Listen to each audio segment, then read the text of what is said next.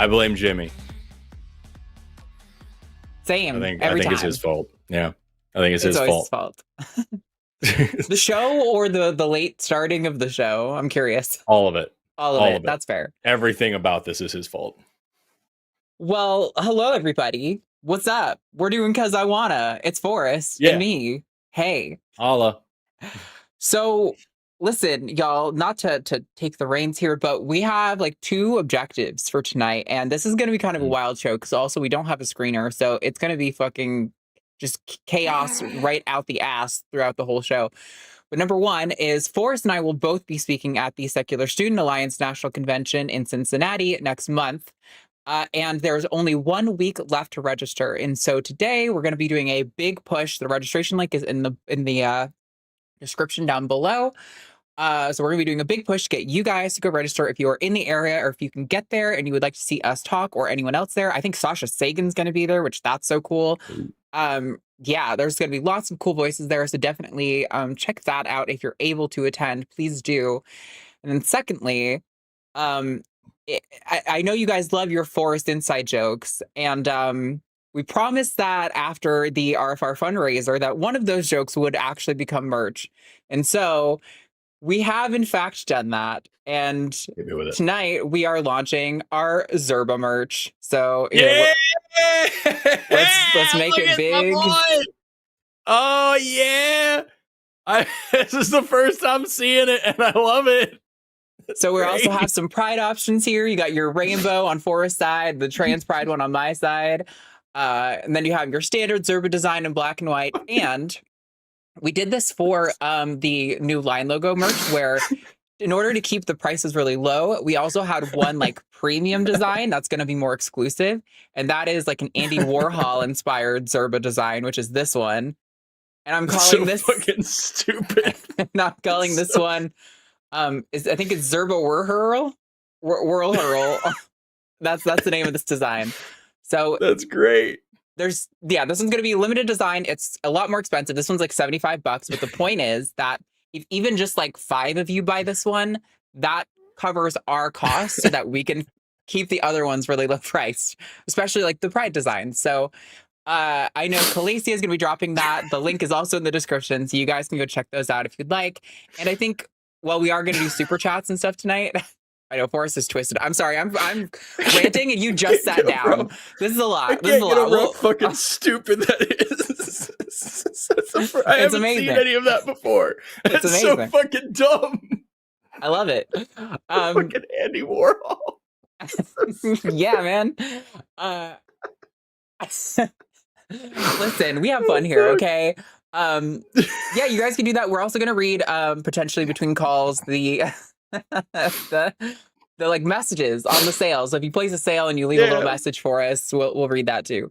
So that's what's going on. We made Forrest cry. Forrest has had a long day. It's been a really long day. And a few weeks ago I drew the stupidest looking thing I could think to draw.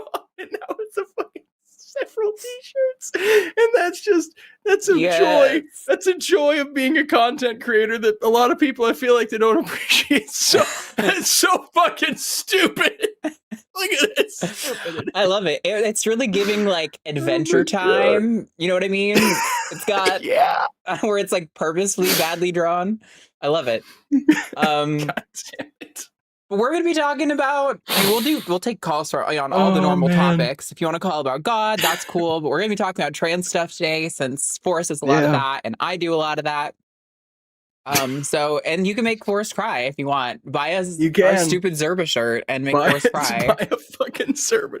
That's one of the things, like, I pride myself on like with all of my channel, all of my work across so many channels and everything I do. It's like 50% like, hey, this is a really important cause. This is a really good idea. This is really, and the other 50% is, hey, this is fucking stupid. Let's do it, And like, this is a pinnacle of both. And I love that. It's great. Also, Misty Nipples got a very exclusive racerback tank that nobody else is getting. She's the only person who gets the one because of how much money they donated to the fundraiser. They donated an absurd amount of money. They were showing off at one point. It was just And they specifically requested a racerback tank last year, and our distributor didn't have them, but now they do. So I just thought you guys would like to know that because Misty Nipples is fucking awesome and has done so much for the channel. So Seriously. yeah. Oh man, Oh my god, these call screens are also really funny. they're wild. The calls are already full, and the lines are already full, and they're a ride. Yeah, they might not all be great. So also apologies if we get on the call and you're just like an agreeer and we end up like hanging up on you pretty quickly. Like, no hard feelings. I have no way to tell what kind of call you are by this. So line 8 looks like it's going to put me in the exact opposite mood that the Zerba shirts did. Well, that's great. It'll be a good roller coaster for you because we can go to that and then we can go back to the Zerba shirts. You know, or like if you're getting really stressed, you could just ask me and I'll put the Zerba shirt on out. A ride, yo. Man. Yeah. So I don't know. How are you feeling about any of these? 4-3. I've talked to that person a lot lately, but definitely is contentious. I've also talked to 4-3 quite a bit, and that I'm reading what it says here, and that sounds ridiculous. So I'm down to start with that if you want to. Right on. Let's jump into it. All right, everybody. We're going to talk to Ted first. He, him in Washington. Ted, I would read the screener here, but I think it's better if you just tell us what's going on. Yeah, so you guys can hear me good? Yep. So yeah, I think gender is I think it's a religion because it's not based in like physical reality or biology. It's a mystical claim about somebody's essence within them. Oh my god, I'm just slapping everything over here. So immediately in one sentence, you've given us like 80 different things to unpack. Yep. Ted, a way to start us off. Arden, do you want to jump in or do you want me to jump in? I mean, I can jump in a little bit if you want, and then you can kind of take it where you want. I think. Sure. So first of all, I think the notion that, like, when we're talking about gender identity, this is like a neurological phenomenon, right? It exists in your brain as much as every other part of who you are exists in your brain. So I don't think it's fair to say that it's not a physical claim. Like, unless you're also saying that your personality is a metaphysical claim, in which case I guess you're consistent, but I would say you're wrong on both accounts there. But gender identity is also part of that. So I fully reject that part of it. But I don't know if that's necessarily sufficient there to determine religion from everything else you said. So I don't know, Forrest, do you want to give thoughts there? Yeah, I think the big thing that you're missing here, Ted, is that when you talk about, you say this is a religion, which I want to ask you to define what you mean by religion, but I'm worried we're going to get in the weeds with that. So we can get there if we need to, but like I'm much more interested in this idea that something isn't based in physical reality, therefore it isn't scientific or it has no bearing on reality. Like you realize that gender is it's a social identifier, right? It is a part of social identity, and all social identity, like every part of social identity, is necessarily inherently based on self-identification, and like there's a ton of different parts of someone's social identity and individual, like the way that they identify with the world around them, that you certainly wouldn't be able to put down like a quantitative amount to, or like to really measure with a set metric, that you wouldn't treat the way that you are trying to treat gender at this moment. So like I'm curious to know like what you think of other aspects of social identity, if you also consider all of those religions, or if it's just gender that you're feeling like picking on right now. Okay, so I would say it's not a religion, but it has similarities to religion in that it's moralizing and that it's sort of mystical. But I just What do you mean by mystical? Like, so I think, yeah. Well, it's metaphysical, I guess. Like it's beyond the physical. Right. So, okay, so it are someone's like hopes and dreams and aspirations beyond the physical and like this spiritual woo-woo mystical thing, or is that just a part of what someone is, a part of their personality? I think it is part of your personality, and that would make it not a religion.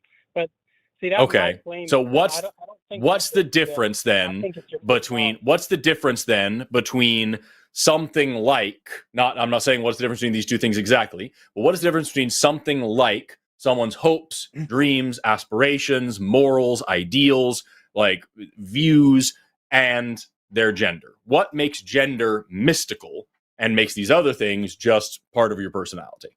Could you also speak into the mic a little, Ted? You're kind of quiet right now. Yeah, sorry, can you guys hear this better? Yep, that's So- better. Thank you. I think like I define gender and sex as I don't believe gender exists. Like I think sex, male and female, is what really matters because that's what has an impact on the world. Somebody's gender, I think, Arden, you described it as the schema, your personal schema relating to the social roles attached to the sexes, right? That was Jovan's kind of definition. More or less, yeah. I mean, But I we think could break down what that is, but sure, that's good enough for now. But doesn't that kind of get back to what I'm saying? Like it is inevitably based on those stereotypes. Like don't you see that it would be better to base stuff on tangible reality like sex? So I don't think that gender identity, it, like you said, it doesn't have an impact on reality. I would say that's so fucking not true. I don't think that your penis or your chromosomes are what's affecting reality. I think it's the kind of person you are, and that's going to interface a lot with the gendered expectations and roles that have been placed upon you that you grew up in. You can boil some elements down of schema to like the stereotypes that you grew up around, but it's a lot more broad than that. It's about how your biology and how your sociology interfaces with that kind of matrix that you have in your head, the schema. If people don't know, really quickly, just because it's kind of the word is a little too esoteric, and which is why I'm hesitant to use it. But schema basically just refers to like a network of related ideas. So like if I say blush, you might think of like a biological reaction, or you might think of makeup and different kinds of makeup. All of those related concepts are a schema. So when we say that gender is your personal schema of the female sex, that's talking about aesthetics, that's talking about roles, that's talking about expectations, that's talking about biology, it's talking about how all of those things interface together. So I've often used this example that gender can be defined, you can define man and woman as either biology, sexist stereotypes, or self-identity, right? Would you agree with that? I would be a little more careful with my language, but I can vibe with that definition for the time being, just to kind of get us forward. Sure. So that's why I think biology, which brings you back to sex is the best of those three because stereotypes are obviously restrictive, they're outdated. Self-identity is meaningless. I think and circular. there are times, and Ted, we went over this last time you called me. I think there are lots of times where biology can be the best thing to use. When we're doing research, sometimes it's easier to boil things down into sex categories because that simplifies the data set so we can work with it. When we discover a new species, it's better to start with our standard biological framework of like small mobile gametes or large immobile gametes to help us start to understand the species. But there are lots of times where that does not even come close to being useful, especially in like legislative scenarios where we're talking about how we affect people. I would also push back on the claim that you just made there. You said that like the biology is the best way to do it because like self-ID is just circular and meaningless. No, it isn't. As I mentioned a minute ago, self-identification is a fundamental aspect of literally all social identity. So for you to say that it's meaningless, you would have to then rule out, you say that's not true? Well, because I can't identify into a different race. I can't. Right, that's not the same thing at all. Short or tall. That's not the same thing at all. Why wouldn't it be? So race is a social construct, yes, but not in any way in the same aspect of gender. So, like, take for example, if I'm talking about Christianity, right? What is a Christian? How can I test to see whether someone is a Christian? Ask them what they believe. Right. And what if this Christian believes something fundamentally different than this other Christian over here, but they both self-identify as Christians? am I in any authority to say you're not a real Christian and you are? I feel like there are some criteria. Like if you don't believe Jesus rose from the dead, then you're not a Christian. But sort of. Okay, but that's you. Like but that's you saying that. There are over 40,000 denominations of Christianity. And take another one. What about being a Republican? How can I determine whether what factors make someone a Republican? Or is a Republican just a label that we use for when someone self-identifies with the ideologies and belief systems that they associate with the Republican Party, whether or not you associate them with the Republican Party? But so this is what I'm talking about when I talk about self-identification. What's that? The problem with self-ID, I can understand, like, I actually respect people's self-ID in a personal basis. I really don't have a problem with that. I know people might not believe that, but that's actually true. But I do think, like, when you're dealing with sports and bathrooms, like, those actually, biology matters there. Like, biology matters in the bathroom? Why does biology? We can get there if you'd like, but I'd rather focus on this for a second, because you said that self-ID is circular and therefore not reliable. But like I said, the fact of the matter is, if someone comes up to you and says, I'm a Republican, the only thing you don't know what they believe, you don't know who they voted for, you don't know what they actually value. What you know is that they identify with, they align their political ideology or their political identity with the beliefs, behaviors, practices, blah, blah, blah, that they associate personally with republicanism, right? So that's all you've got to go off of. I know, but most of history, like, nobody asked you, do you identify as a man or a woman? Most of history. Right, because most of history, we didn't know how that stuff worked. And also, when you say most of history, you mean most of European history. Right. You mean most of Western history. Like, there are countless cultures around the world throughout history that had more than two genders, that recognize trans people. Like, this is not a new concept on the global stage. It is just a new concept in this particular microcosm of Western society that you happen to live in. They didn't have the trans ideology that we have today. They had, like, third options for like a man. There is no meet the expectations. How would you know that you're in the third option, Ted, if according to you, we've only got sex that matters, right? If they're still being born standard male and female 99.9% of the time, how would they figure out that they're that third option, Ted, other than self-IDing? Just because we're imposing our linguistic framework to understand it doesn't mean that what they were doing was fundamentally different. But they actually didn't use self-ID. They used more of the sexist stereotype route. So, like, in some tribes, they had, like, a man who failed his duties. Like, he wasn't a true man's man. So then they gave this third option for these males who didn't fit. I would love to see your research that shows any of that to be true.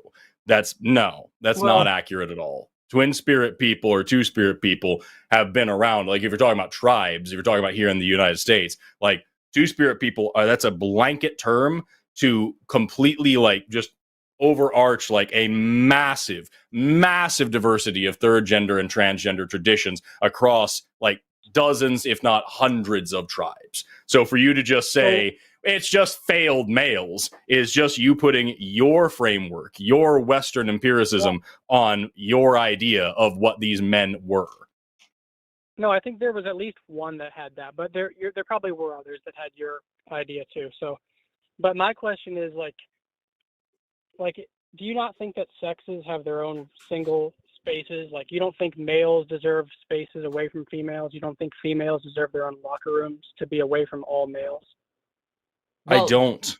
So typically, I mean, so, like, I think there's value in women having, like, women's restrooms, right? But why do we have that? Because there are, like, sexist stereotypes and misogynistic violence, right? And guess what, Ted? Trans women are also victims of misogynistic violence. We pose no threat to the women in those spaces. We've been using those spaces for the last 50 plus years without a problem until now it's become a political tool for the right.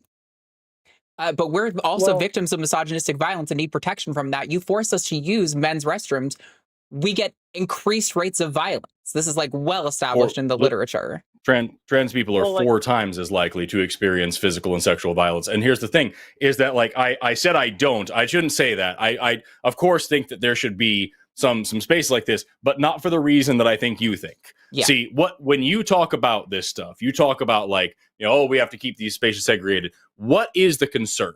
A trans woman goes in and uses the woman's locker room and the woman's bathroom. What is the concern that you are facing here that you're thinking we need to be segregating these people?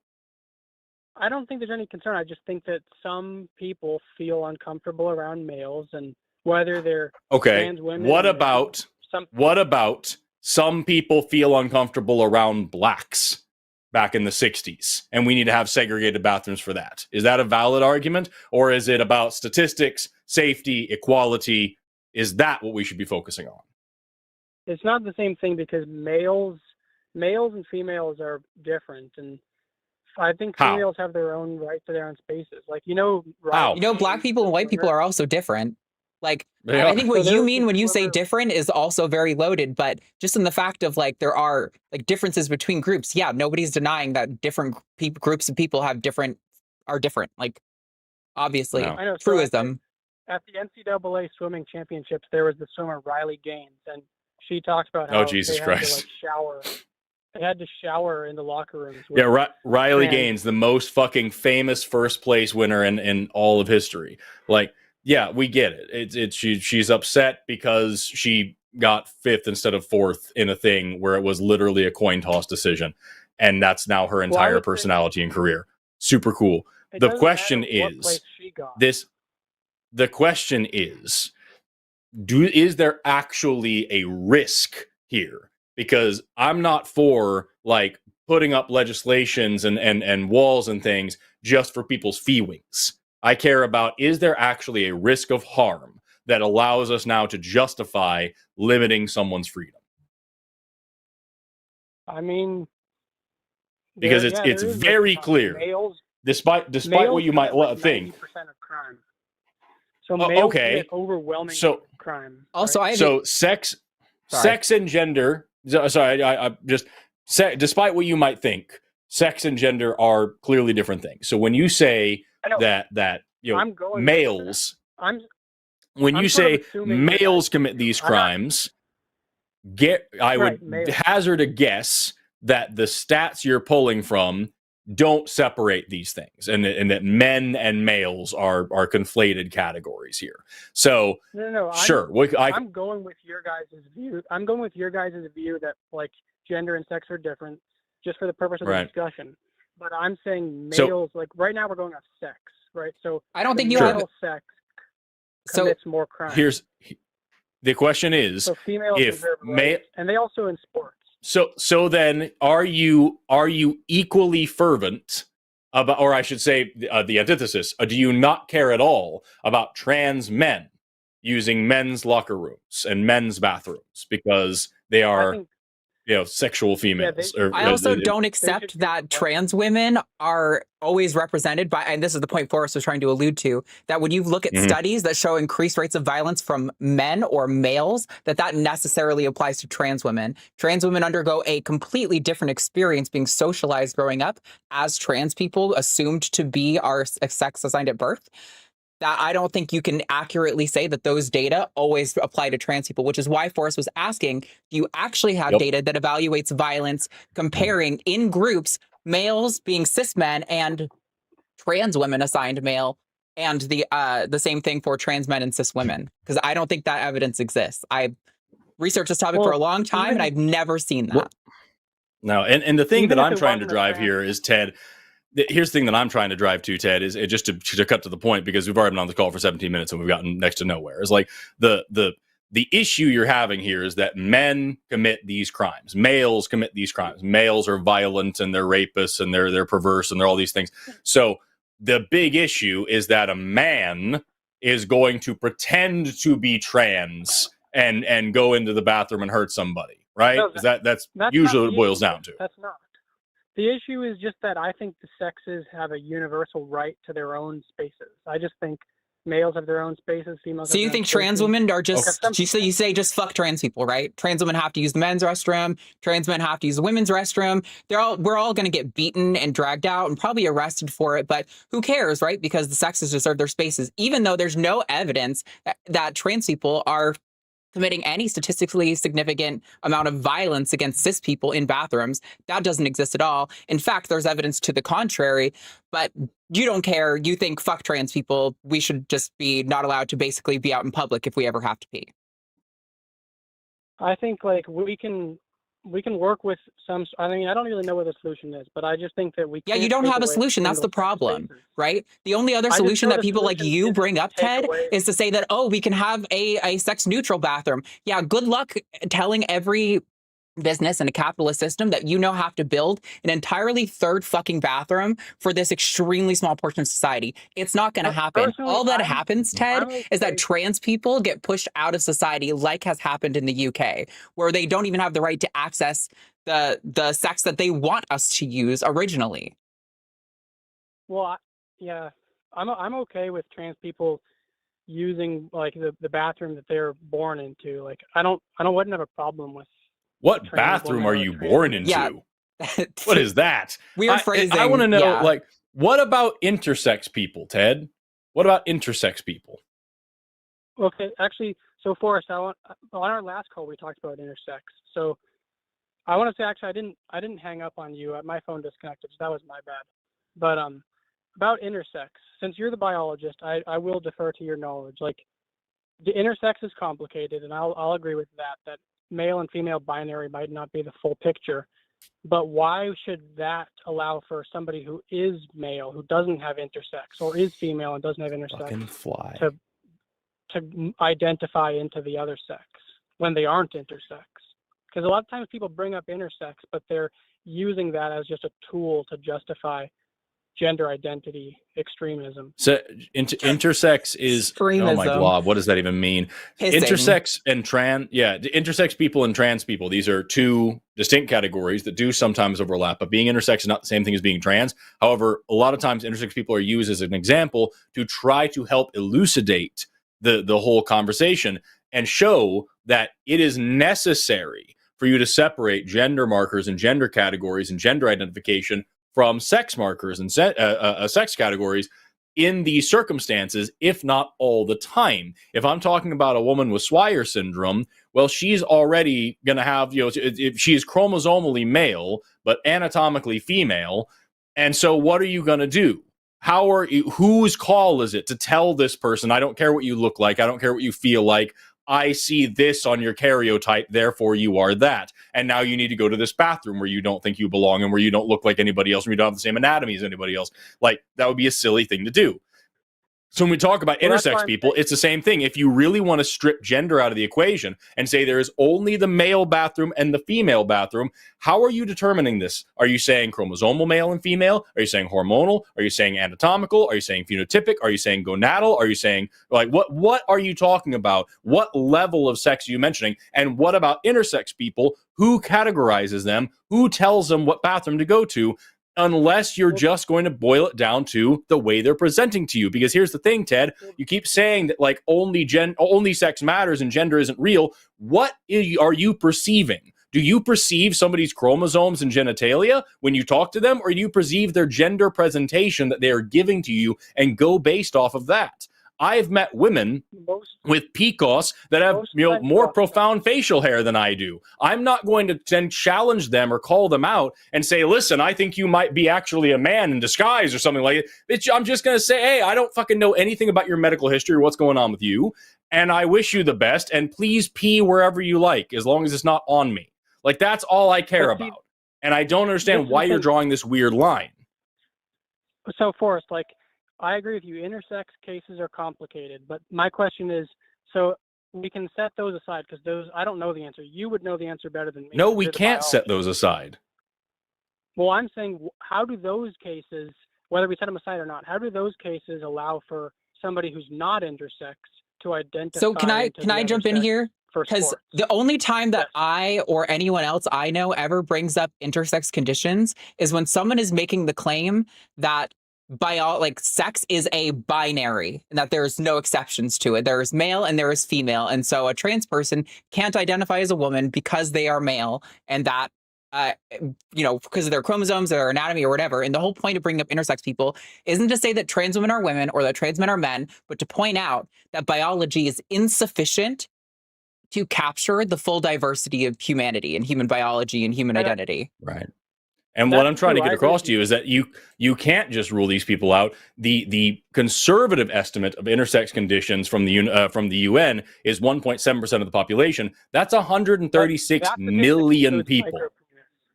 No, it doesn't matter. That's 136 million people. If you want to take whatever you want out of it, you're still talking about tens of millions of people, Ted. We live on a planet of 8 billion people. It doesn't matter how small of a percentage you're talking about. You don't get to write off tens of thousands, tens of millions of people because they don't fit into your weird little bathroom fantasy. There's no bathroom assigned at birth. Well, I'm saying, like, for the sports thing, there are people that don't fit in, but there are people who do fit in, right? So when somebody does fit into male or female, why should they get to identify into the other sex? What about if somebody is a male? What about if somebody is a male and they identify as male and they're competing in a male sport, and yet they have distinct physical advantages based solely on the conditions of their birth? Michael Phelps has super long feet and muscles that just don't fatigue like everybody else's, and a bizarrely big wingspan. He has natural physical advantages that are just because of his genetics. Does that give him an unfair advantage that you need to worry about, or is that just the nature of sports? No. Having an advantage is part of sports, but we also have groupings in sports to keep it fair, right? That's why we have men and women. That's why we have age categories. Like, you can't be an 18-year-old competing with a 12-year-old. Just because somebody's a really short 18-year-old. Ted, I have a problem here, because the second somebody pretends that trans people are one of the risks to female athletes, I immediately feel like you're full of shit and I don't believe anything you're saying, because there are lots of issues facing women. There are inequities in how well they're financed, what the athletes are getting paid. They're overwhelmingly predisposed to body dysmorphia and eating disorders. They are predated upon by their coaches and their doctors. These are the real issues facing. Those are the real issues. Those are the real issues facing. Those are the real issues facing female athletes. Trans women, in 20 plus years of trans athletes being allowed to compete, only one trans female athlete has ever actually gotten to the qualifying rounds of the Olympics, and she still didn't even beat the cis athletes there.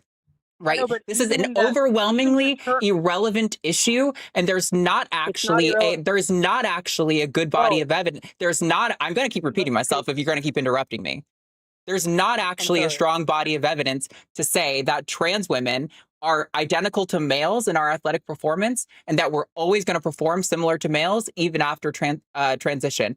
I have long said that I support objective criteria for fairness that are applied evenly to cis and trans people. And if that means some trans women get excluded and some cis women get excluded, then so be it. If that's what it takes to be fair and inclusive, that's what should happen.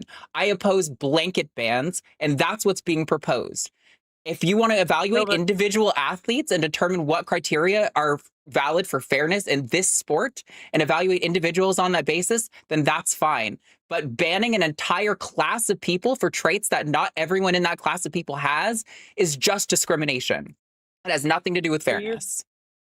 Even if they don't win the race, first of all, there's not that many of them, so of course they're not going to be dominating every race. But even just them competing took a spot from a biological woman, and that I don't think that's when races were segregated from sports, and a black woman took a spot away from a white woman. Oh my God! Oh no! Perhaps isn't this the meritocracy that y'all care so much about? If cis women can beat trans women, why doesn't she just get fucking good? I mean, why doesn't the 12-year-old just get good so they don't lose to the 18-year-olds? That's not the same, and you know it. That's such a dishonest bullshit response. I genuinely don't take you seriously. It's like when you were talking about, can I identify as a different race? It's just lazy. You can't even stick to the same fucking topic. Well, Forrest, you would agree that males do have a physiological advantage on average over females, right? Nope. I mean, maybe on some things. Maybe on some things, but not on average.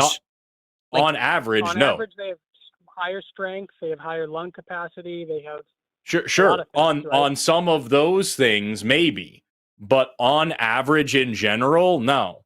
And again, and you're talking about, even from your framework, Fred, or Ted, sorry, Fred, you're talking about averages, but meaning it doesn't apply to all of them. So why are we advocating for policies that ban entire classes of people, again, for traits that not all of them have? That's not about fairness. That's about discrimination.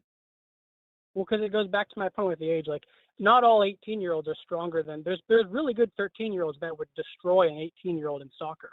But you shouldn't have an 18-year-old competing in a U13 soccer league just because, sure, some of them might lose and 13-year-olds would still win.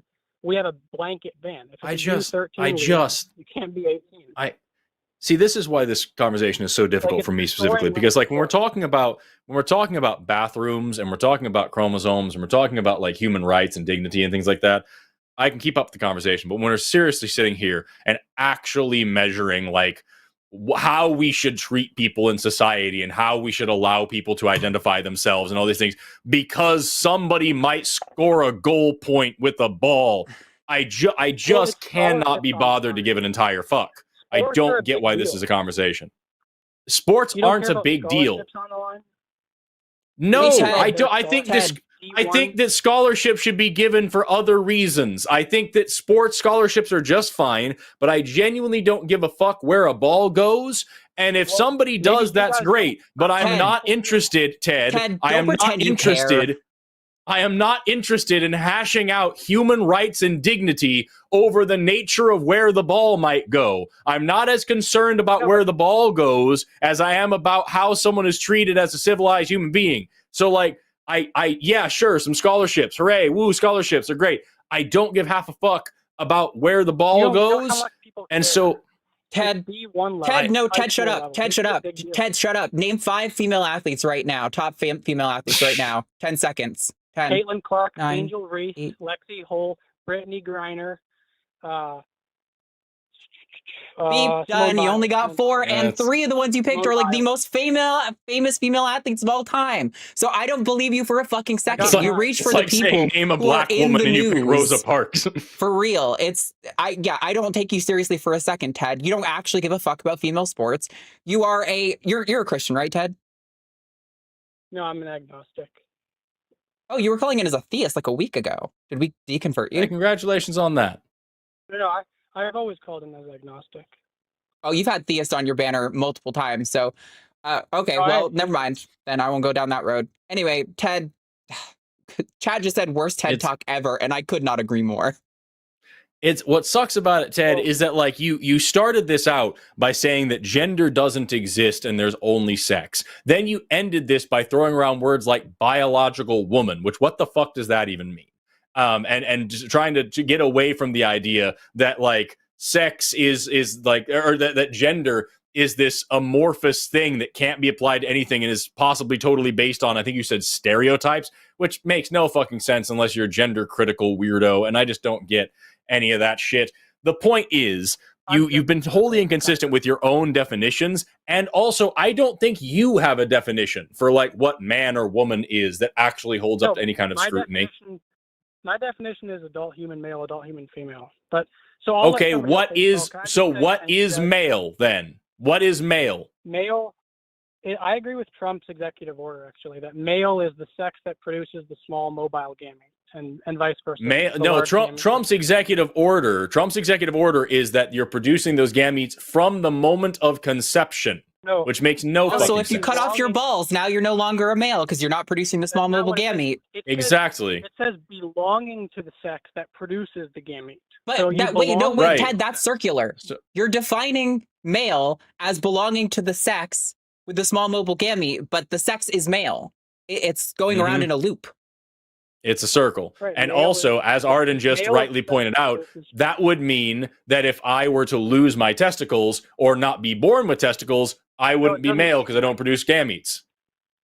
What you're trying to appeal to, Ted, sorry, I've been doing this for a long time. I'm what you're trying to do, Ted, and I just muted you for a second because you tend to interrupt a lot, so no hard feelings, is you're talking about the, like, what was her name? The chick that went on Dawkins' podcast that, you're a part of the sex that not considering any changes that could happen along your developmental pathway would end up a person who produces small mobile gametes. It's not, you're no longer talking about biology or reality. You're talking about prophecy. You're talking about the future. Mhm. You're talking about what would happen if what actually happened didn't happen, which is ridiculous. Yeah. Well, I just want to say thank you guys. I know I I still really have enjoy questions this for show. you. I really do. I want to I'll know answer if I chop off my balls and I'm still a male, then how? What about me is still Because- belonging to the sex that produces gametes if I don't produce those gametes? So there's only 2 gametes, so that's why there's only 2 sexes. There's sperm and there's eggs. That didn't answer And my question at every all. No, I'm getting to it. So every human is organized around one development pathway, either production of sperm or production of eggs.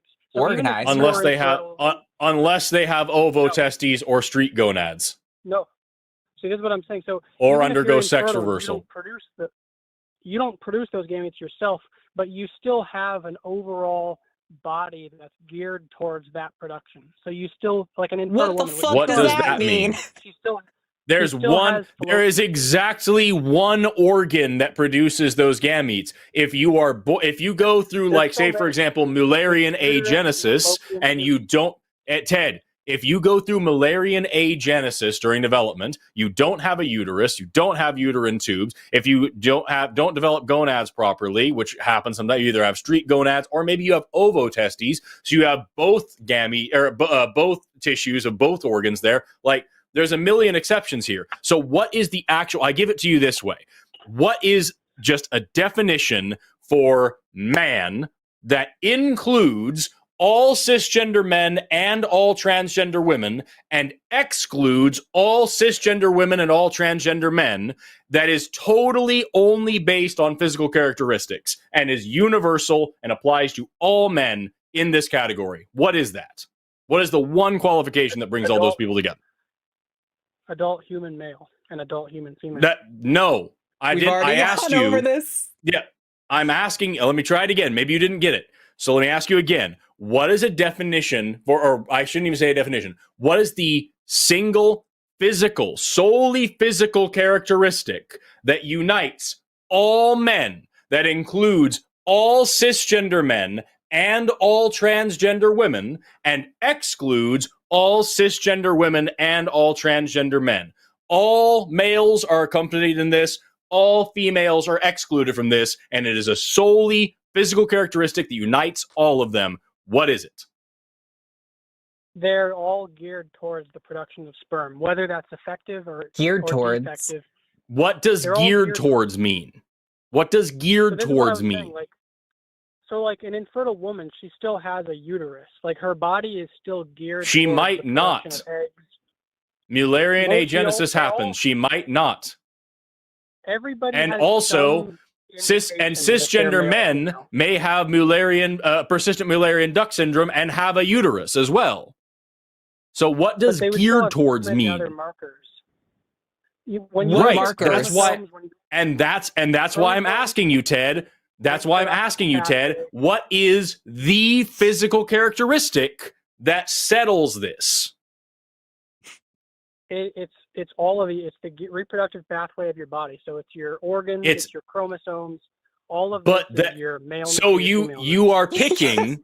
so in order to, I'm asking you, what is the one purely physical characteristic that totally separates these groups? So there's no single necessary condition. That's the problem. Exactly. I'm asking you for this one single thing that actually settles this debate and segregates these groups, and you're giving me a cluster of them, none of which are actually necessary. That doesn't make any sense. It is a circular argument you're making that male just means it looks like a male. Here's the thing, guys. There's no third option. Like every single person. Nobody said there's a third option. Who are you talking to? No, you are just putting words in our mouth. You're shadowboxing. You're shadowboxing someone who's not here. Ted, come back to this place. Come back to us. Forrest, you want to ask your question again so he can know? So I would like to. I'm answering it. So no matter what condition somebody's born with, whether it's those that you guys are listing, they're all still male or female, and you can generally tell pretty easily through a doctor's scans. Like, Oh, you their could just tell bodies pretty don't easily. Oh, a show doctor's Well, features. great. scan. Then this debate should be settled. We should be able to do it then. But unfortunately, Ted, Pretty much despite is. asking several times, Intersex you people can't. are still male or female. So intersex people By are all what still male or female. criteria, Ted? For So they're fuck's sake, by what criteria are you specifically categorizing these people if they have intersex characteristics? I'm not saying they're a third sex. Nobody's saying that. I agree that you would generally group them as either male or female. The point is that you have a bimodal distribution of traits here. You have two sex categories that are just human defined categories with a continuum of variation between those categories. And as you have pointed out several times, there is no single defining characteristic at the chromosomal level, the hormonal level, the gonadal level, the gametic level, and the anatomical level, the phenotypic level, any level that singly can point in one way or the other universally, reliably all the time. So you have a bunch of different characteristics, not a single one of which is solely determinant of the outcome of the system, and not a single one of which has only two options. And yet you are so confident that you can reliably and accurately categorize 8 billion people and then tell them where to pee. And I don't get why you're so fucking arrogant that you think you can do that so reliably. With a doctor's, what the fuck is that? You just go get a doctor scan, down to the old doctor scan place. Like, what does that mean, Ted? No, when you're born. I mean, when you're born, everybody knows if they're male or female. Oh, when you're born, they No, get a they doctor's don't. scan. Because ambiguous genitalia happen. Right, but those people. A casual glance at a baby's giblets is not a scientific model for biological sex, Ted. Ted, you keep saying those people are still male or female, but we keep asking you, how do you know? And then you keep saying shit that doesn't in any way indicate how you would know. I've told you guys. No, you haven't. That's the problem. You keep saying shit that's not real, like a doctor scan. Okay, so those babies, no matter what intersex condition they have, they're still geared towards the production of eggs or what does geared towards mean? Holy fucking shit! The parts to produce sperm and the parts to produce eggs. That's what geared. No, they don't. Reproductive systems. We're literally talking about people who don't have those parts.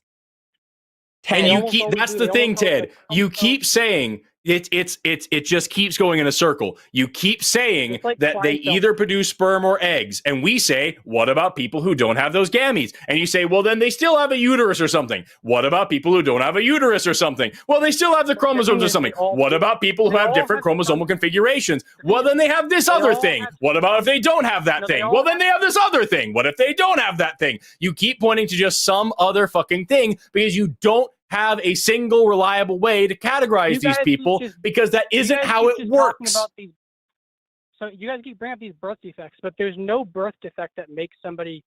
Ted, we are literally trying to look for the edges of a category. You necessarily have to look towards the exceptions, toward the extreme, and towards the fringe cases to find where the edges of a category is. The fact that you are just saying, well, you guys are bringing up these fringe deformities, really, to me, just signals that you have given up. You have stopped trying to think in this conversation. What about Giva Dose people, Ted?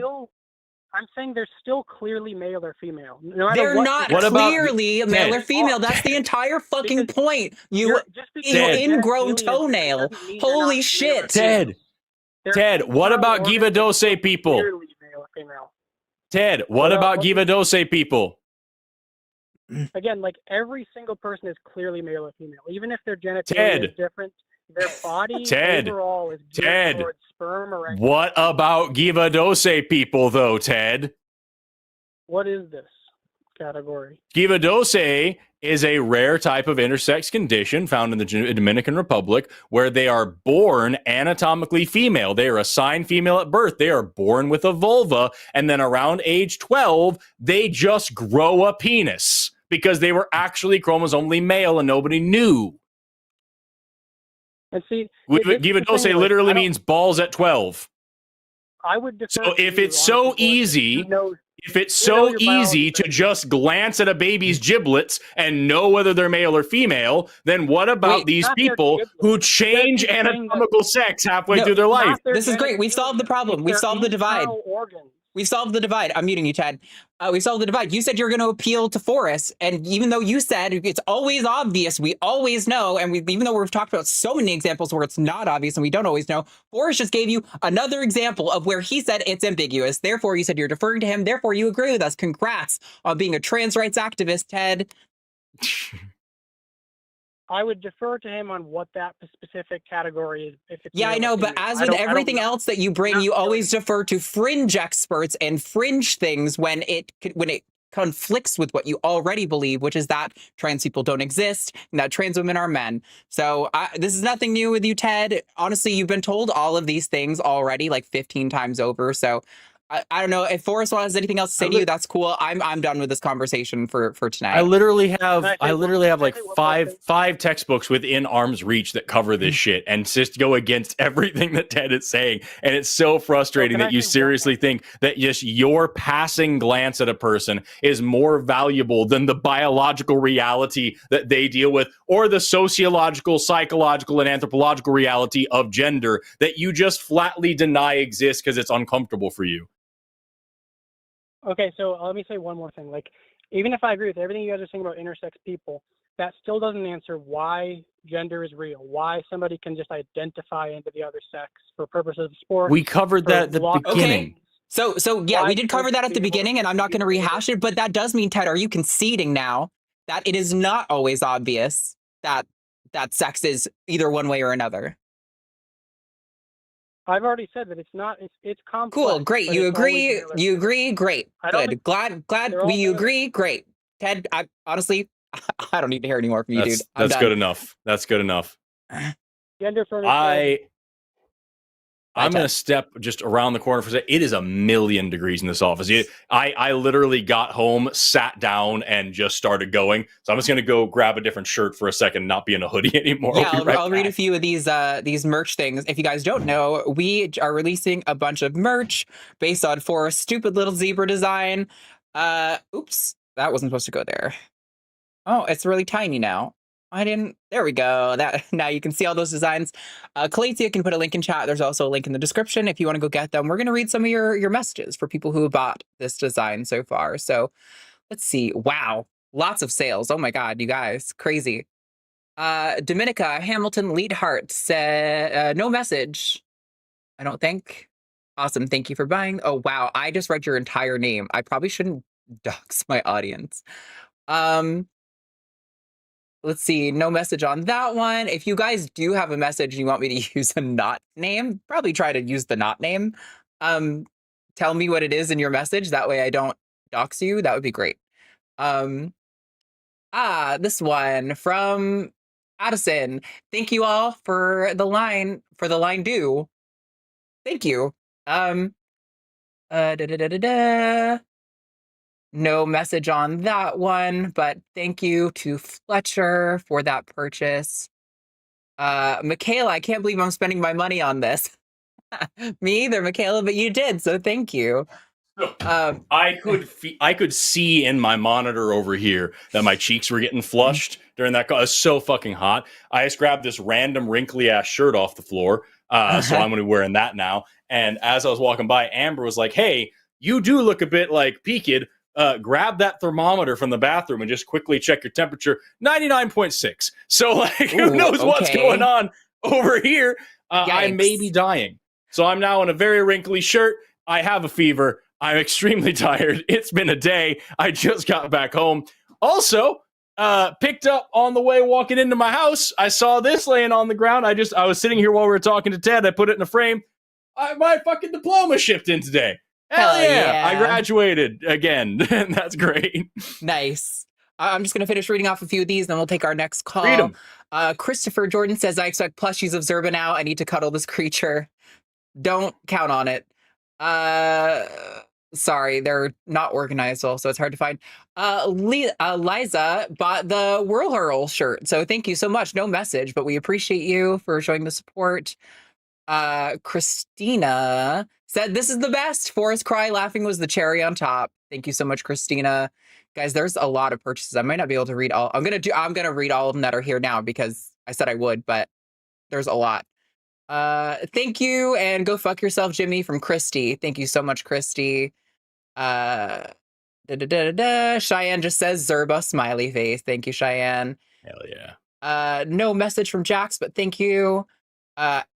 Henry, no message, but also bought the World Hurl shirt. Thank you so much. David, I keep almost reading the whole name. I'm trying not to talk to you guys. I'm sorry. I'm on autopilot reading these things. Jeffrey says, I'm on medication, but I'm pretty sure I would buy this sober.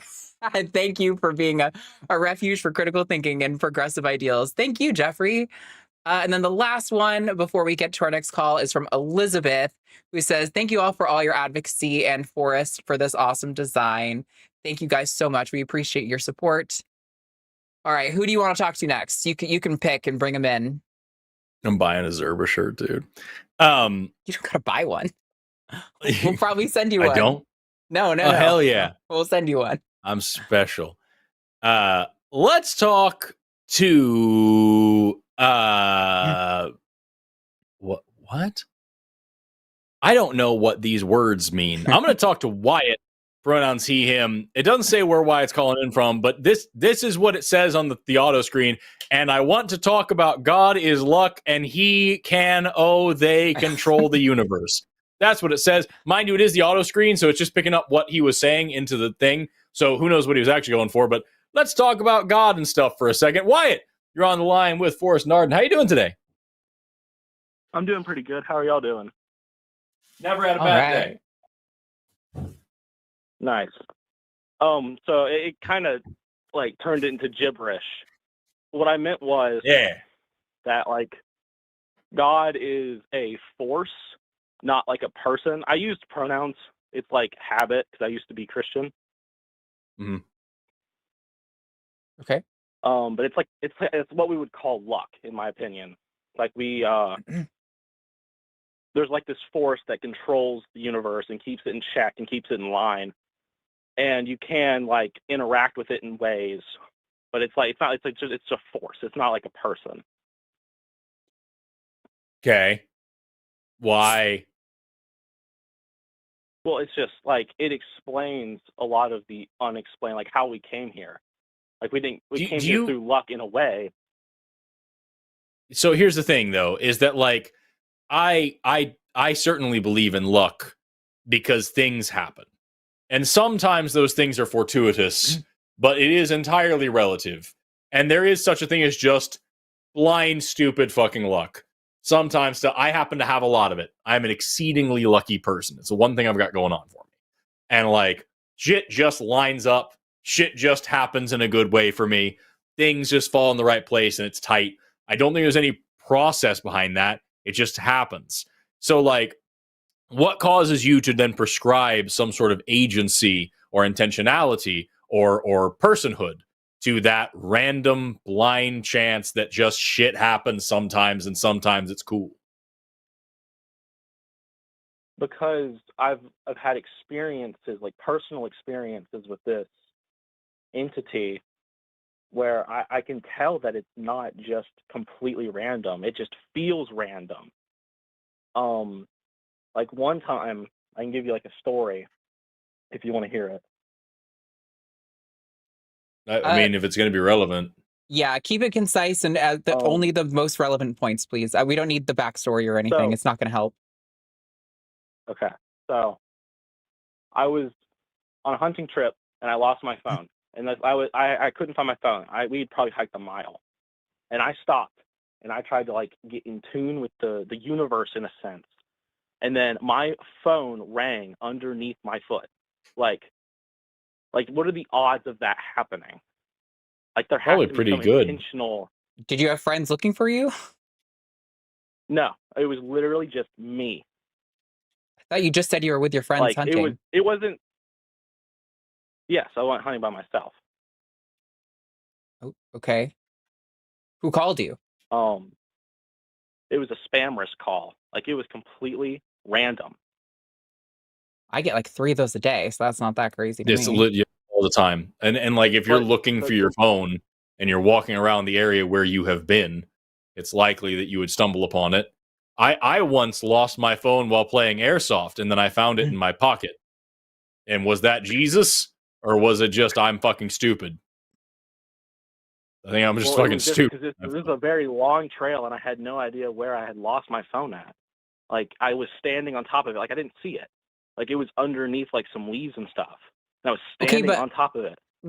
Why is that God, though? Like, what, like, lucky shit, weird... Wait, hold on. Wait, actually, let me ask a better question. Do you think that lucky things like that happen and aren't related to God? No. Okay, so you think every instance of happenstance is God related? Is there anything that happens that isn't God related? Because I mean, everything is basically a probability, right? Action that you can like take. Like if I pick something up, that's not intervention. That's my intervention. But if something just happens, then I would say it would have to be some type of, you know what I mean, like God. I don't. And when I say God, I mean like a force. I don't understand the distinction. Is this force do something? Is this God force intentional? Does it have intentions? Yes, it has to. Does it? Okay, so then it is a person. It's a guy. Well, it's not an agent. It's not a guy. Like it doesn't have pronouns. It transcends that.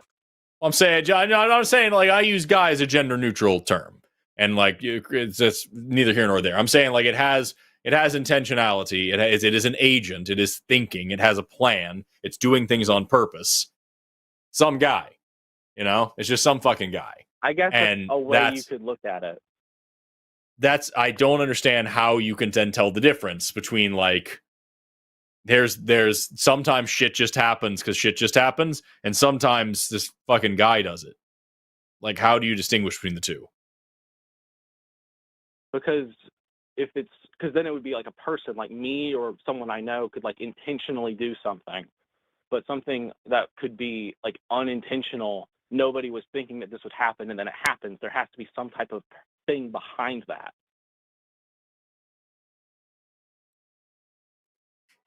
I still don't understand the distinction here. It sounds like you're just saying that like stuff happens, so it's probably a god. And I don't understand. If you can tell me if you can explain to me how your call is not, I think God does stuff, and so then like I would be willing to continue with it. But that's all I'm hearing right now is like stuff happens. It's probably God, and why?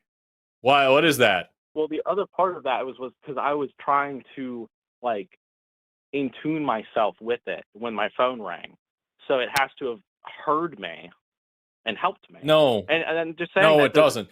Have you ever heard the phrase "It's always in the last place you look"? Yes, but it wasn't in the last place. Right. Well, I guess in a way it was. It's why would you have kept looking for it if you had already found it? Yeah, you're right. You're right. That's so that's the thing.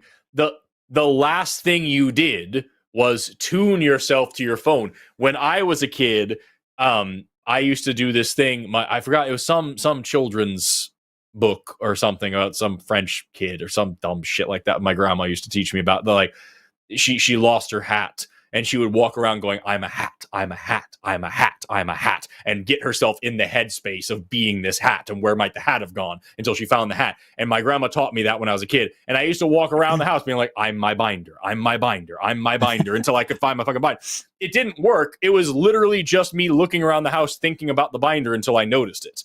And then in the last place that I looked, that's where it was. And I was like, aha! It worked because I decided that I finally got in tune with what it means to be a binder. And I wandered into this room and looked under this sofa, and that's where I found it. And like, no, you just did a thing. You looked around and you tried different stuff. And if tuning yourself to your phone, whatever that means, hadn't worked for you, you would have tried something else, and you would have done the exact same post hoc ergo propter hoc? This happened, therefore that other thing happened, and you prescribe causality to a correlation. Like, you would have done the same thing with whatever the fuck else, and probably would have called it the same God. Mm. But the difference there is that you were doing that while intentionally looking for it. I had stopped where I was, and then my phone rang under my foot. I wasn't walking around looking for my phone. Cool shit happens sometimes. You said you were looking for your phone and you stopped because you were like, I can't find it, so I need to get in tune with it. So you were looking for your phone. And then it rang under my foot. Like I had stopped looking for it to try to put myself in the headspace, and then it rang under my foot. Okay. Like that, there's no way there wasn't any intentionality behind that. There is a million way in which there is no intentionality behind that. You stepped on a phone, yo. Your story I need you to just take a step back outside of your mind for a second and listen to the story you're telling us. I lost my phone, then I stepped on it. That's the story. And like at the end of the day, I have done similar things in my own life, as have everyone watching this. And it's okay to say, hey, this was a really fucking weird event. And it was awkward and it was crazy and it's wild that it worked out that way. It was a neat coincidence. It's okay to say it's okay to say it was spooky and it seemed like something was going on there and it was just this crazy fucking, all of that is acceptable. But what you are doing is now adding like, hey, this weird thing happened, as weird things tend to do. So some fucking guy's responsible. And he's magic. He's this magic guy that does stuff about this. And he helps people find phones, but he doesn't help children not starve to death. And like, that's neato. I think you're making a massive, massive leap here. Okay. I understand where you get from, but well, you can't blame the luck for bad things happening because it's not like it doesn't have morals. It's just a force. How do you know? That has intentionality. Because what else could it be? It can't just be pure. The world can't exist based off pure coincidence. That's just your pleading to ignorance. The fact that you don't know something doesn't mean that you could just fill in that hole with whatever you want. The world doesn't exist out of pure coincidence. The world exists because of gravity. But like, how would have gravity? Like, without that intentionality, how would gravity exist? Like, it's literally just massive objects attract each other. They put a bend into the fabric of space-time. And so just like if you were to put a bowling ball in the middle of your mattress, it would make a dent there. And then if you rolled something along your mattress, it would naturally fall into that cavern, that little crater created by the bowling ball. And so similarly, a massive object just warps space-time around it. And so things passing through tend to fall into that dent in space-time towards the center of that other massive object. It's just the nature of the shape of the universe is what's happening there. There's no intentionality. It's just the way things be. It's just the way things are. But then it feels like lonely. It feels meaningless without. Yes. You know what I'm. Is that a problem? I mean, what do you mean by meaningless? Because, like, sure, there's no inherent meaning. I think Forrest and I are aligned on that. I don't think there's any inherent meaning, but that doesn't mean it's meaningless. I get lots of meaning out of this world that doesn't have prescriptive meaning. Like, I love my animals behind me. I love getting to go visit my little brother. I love getting to hang out with my partner. I like playing Marvel Rivals. Those are things that'll give me lots of meaning just because there's not inherent meaning to the universe. But that's just like personal meaning. But there's just no meaning for. Correct. There's no like connecting force for everyone. Why does there have to be? Yes. What would be so? Two questions. Is the lack of a meaning a good enough reason to invent a meaning to fill the void that you feel when you have this perceived lack of meaning? That's the first question.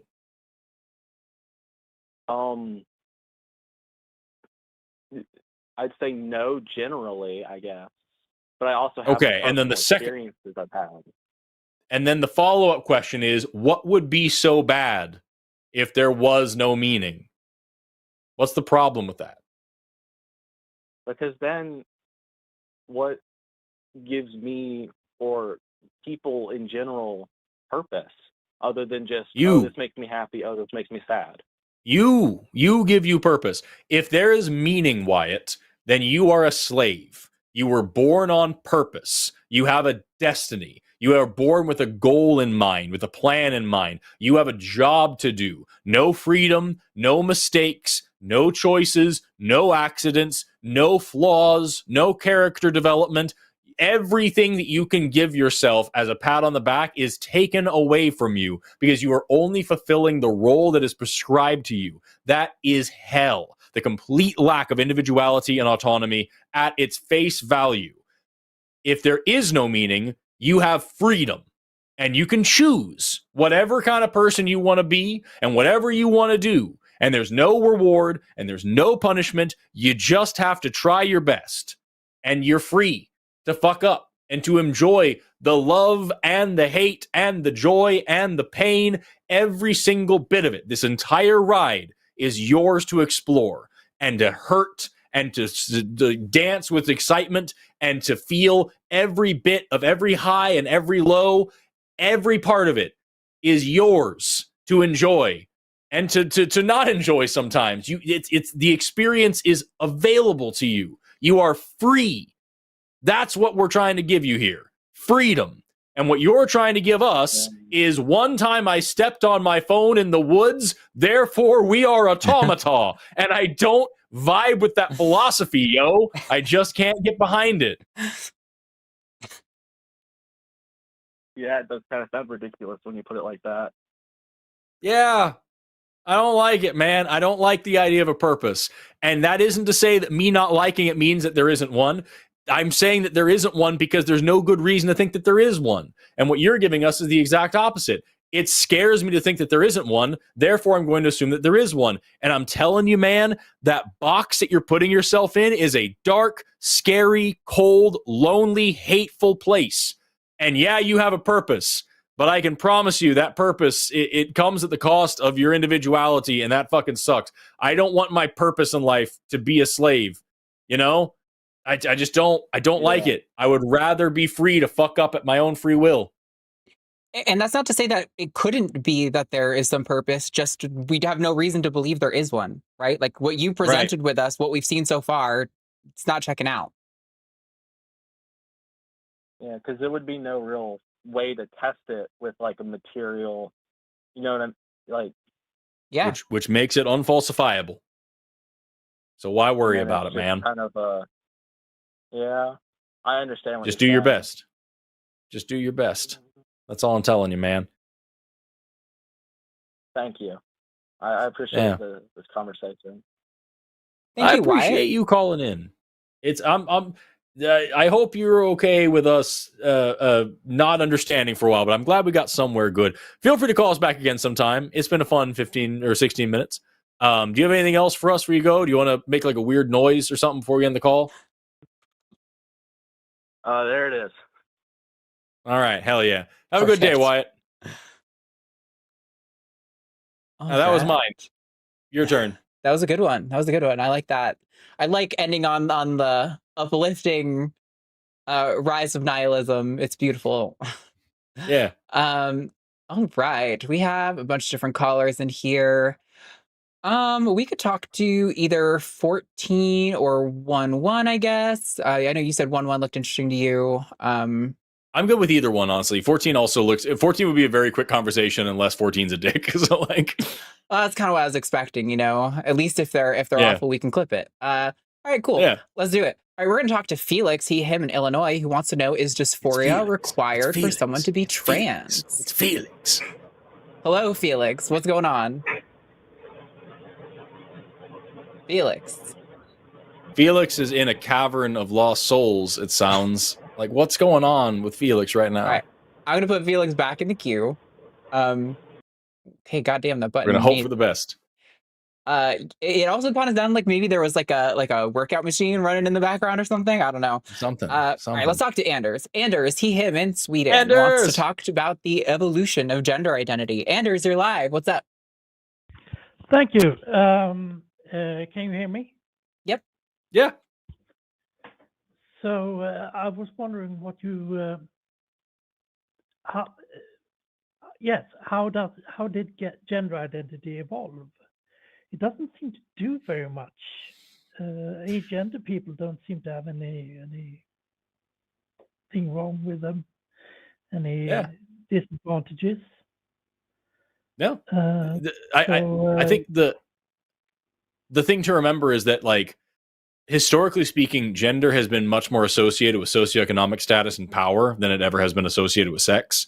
And so when you look across cultures and throughout history, like, we had all these different gender roles and all these different like gender expectations and presentations and all these things that really all just came down to like societal norms and what kind of power and status somebody had. And that you're right. Agender people don't seem to have any major disadvantage except for maybe like a social one in an unforgiving society. But that's because these are just things that we made up. In the same way that race is something that we made up. There are biological characteristics, skin color, hair color, texture, whatever like that, that do play evolutionary advantages. But the whole concept of race, as we actually categorize it, makes no fucking sense and doesn't really have an evolutionary history the way that we play it out. And I think the same thing is there with gender, is that like social behaviors and social hierarchy and social structures and all those different things, those have an evolutionary place. But specifically our creation of gender, the way that we play it today, is a very modern invention that doesn't have an evolutionary history that we can point to in that way. Mm-hmm. Okay. Well, yeah. Okay, I just wanted to hear your opinions. Thank you very much. Yeah. All right. Thank you for waiting on the line, Anders. Good and fast. Take care, man. What a nice person. Yeah, that was really sweet. Nice people. Expecting to get a little more, like I always am anticipating the top of hostility, and so it's funny when we don't get much. Damn you, Anders. Be mean next time. Yeah. Call it. All right. Should we read a few more merch thingy madoos? If you want. Yeah, let me find. All right. Yes, that was the last one. So Brittany left us a message, said, I love you guys. Keep up the amazing work. Trans, gay, your Bud Braxton. Oops, I'm sorry. I totally just, goddamn. I shouldn't read the names. I'll stop reading the names. I'll take that. Thank you, my love. My wife brought me soup and sushi because I'm sick. Oh, that's so sweet. There's some medicine on here, and there's like a spicy yellowtail hand roll and some miso. I'm gonna be better in no time. Oh, that sounds so good. Tell her I love her for you. She's fantastic. We got a green heart from David. Alicia, no message from Alicia, but thank you. Scott said, maybe your temp would be normal if your hair was still straight. More surface area for heat dissipation, just saying. Uh-huh. Nice. Then, I hope I don't mispronounce. Is it Tamia, maybe? Thank you. No message there on that one. Raven says, thank you guys for all you do on the line. Hart, go fuck yourself, Jimmy. Stephanie said, I had to get this most beautiful picture. Got the Andy Warhol. Thank you so much. And then last one from Derek. Fun fact, ferrets sleep about 16 hours a day, up to 22 hours for kits. Relatable. I used to want a ferret so bad when I was a kid. I love them. And my dad was like, they smell like piss. And so he wouldn't let me do it. Bad. They smell really bad. They're adorable. And they're great little dudes. But boy, do they smell. I mean, rodents in general don't tend to smell awesome. Although I love them not all. rodents. Oh, that's fair. Yeah. Interesting. They're so similar. They're weasels and wolverines. Yep. All right, let's see. Who do we got on the line here?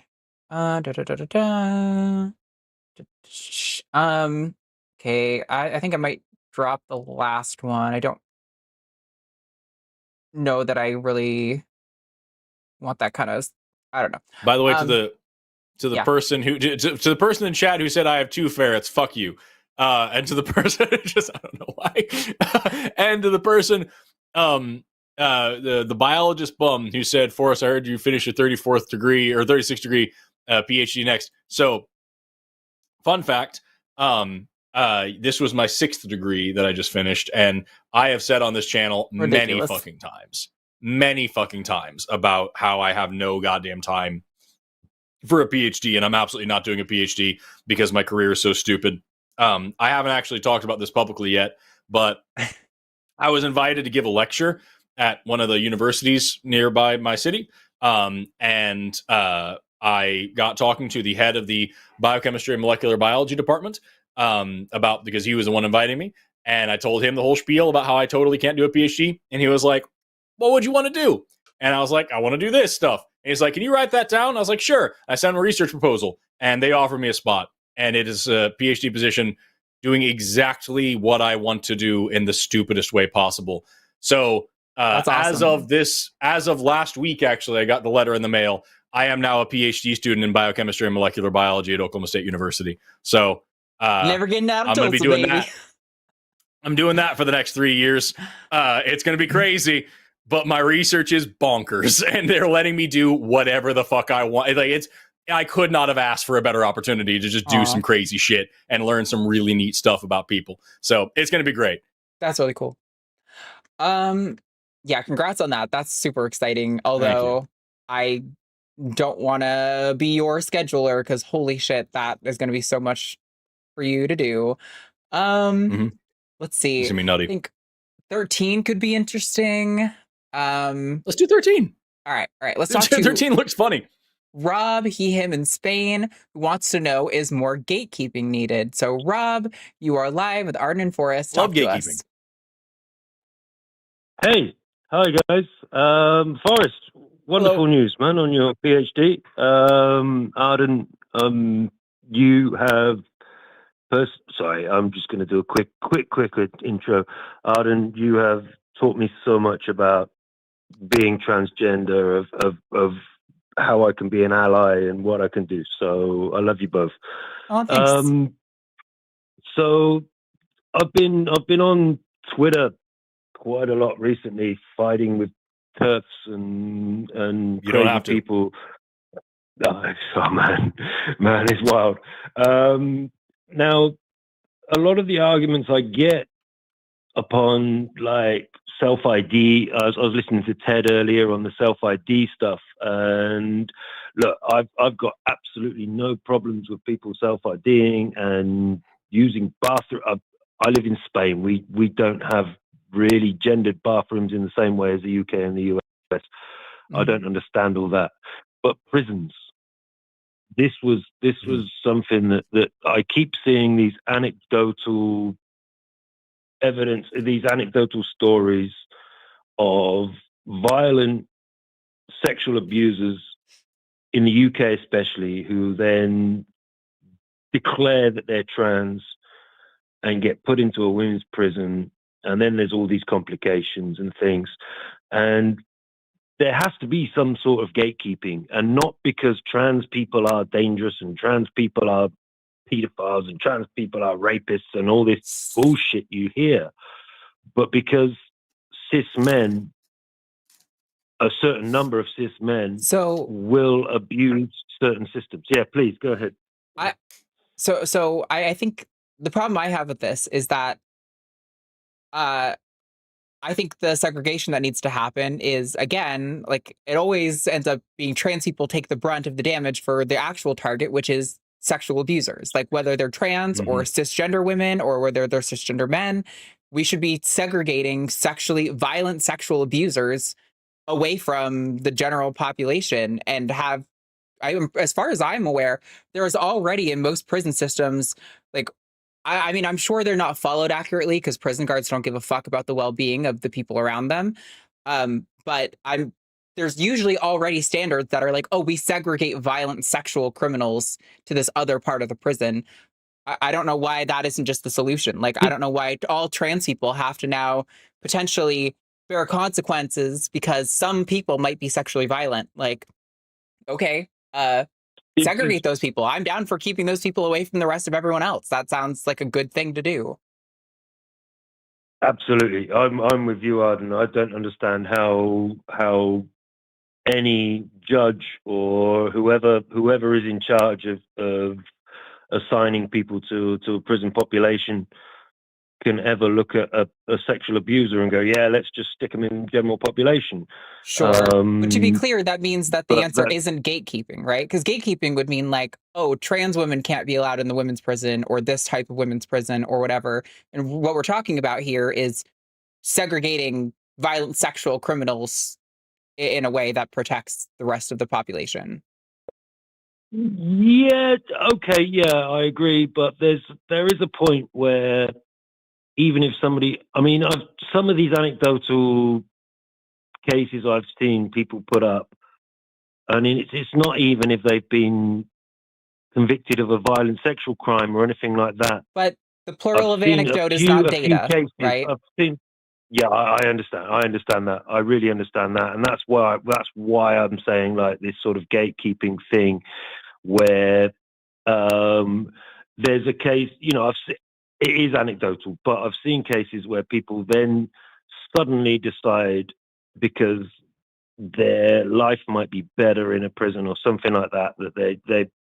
I mean, I don't know if you've seen any of these or seen any of these anecdotal things, but people declare themselves suddenly to be trans, and it's complete bullshit. And it's just cis men trying to get away with the rules that are now in place to protect trans people.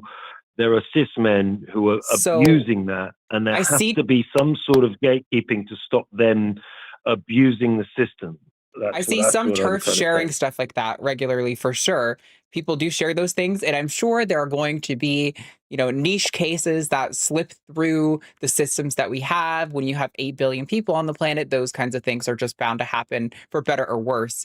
Obviously, I don't support that. I don't think any actual trans activists support violent sexual criminals being around people. But it's also worth noting that, like, the answer to this for most of these people is trans women go to the men's prison, where we're overwhelmingly predisposed to being raped and assaulted, violent sexual assault in those prison systems by both other prisoners and the guards. Trans women in several U.S. prisons have been forced to shave their head, or they got kept in like maximum security or solitary confinement. I think the 2 cases that happened in Florida.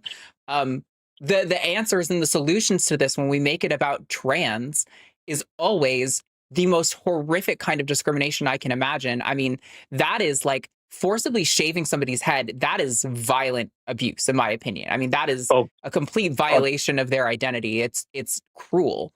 And so, like, subjecting us to sexual violence or humiliating violence at the hands of the state or other prisoners is not a better solution to this. So I just don't really understand where if by gatekeeping you mean we should be better about enforcing the rules protecting, you know, nonviolent criminals from violent offenders, then yeah, I'm there with you. But that just has nothing to do with trans people, right? That's just about violent crime, and that's an issue with like how prison systems are done. I don't think it's almost bad in any other country as it is in the US, since we have our fucking evil for-profit slave labor prison system that we have here. That just needs to be completely destroyed and abolished and rebuilt from the ground up.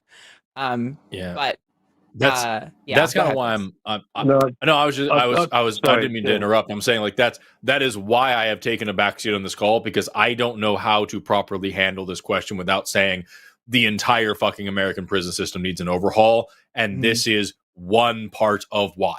And so, like, I can try to pop up with solutions on how to treat these people better. Not one bit of it is actually going to be wholly successful or even, like, marginally successful, because at the end of the day, we have a prison system where sexual and physical violence are rampant anyway, where you know, drug abuse and mental health issues are rampant anyway. If you don't go into prison with a mental health problem or a drug addiction, you will come out of one if you go to prison here in the United States. And so, like, that's just kind of where I'm at with it, is that, like, I get the premise here of saying, like, some cis guy is going to pretend to be trans and use that as a way to get at women. Okay. Then the problem is with cis men. That is the problem. And punishing trans women in order to try to prevent the crimes of cis men is some bullshit scapegoating that doesn't make any sense. And if you take it out of prison and you're just talking about bathrooms, which I realize you are not, Rob, but like when people bring this into the bathroom situation, there's some guy's going to put on a dress and claim he's a trans woman and go in there and do, okay.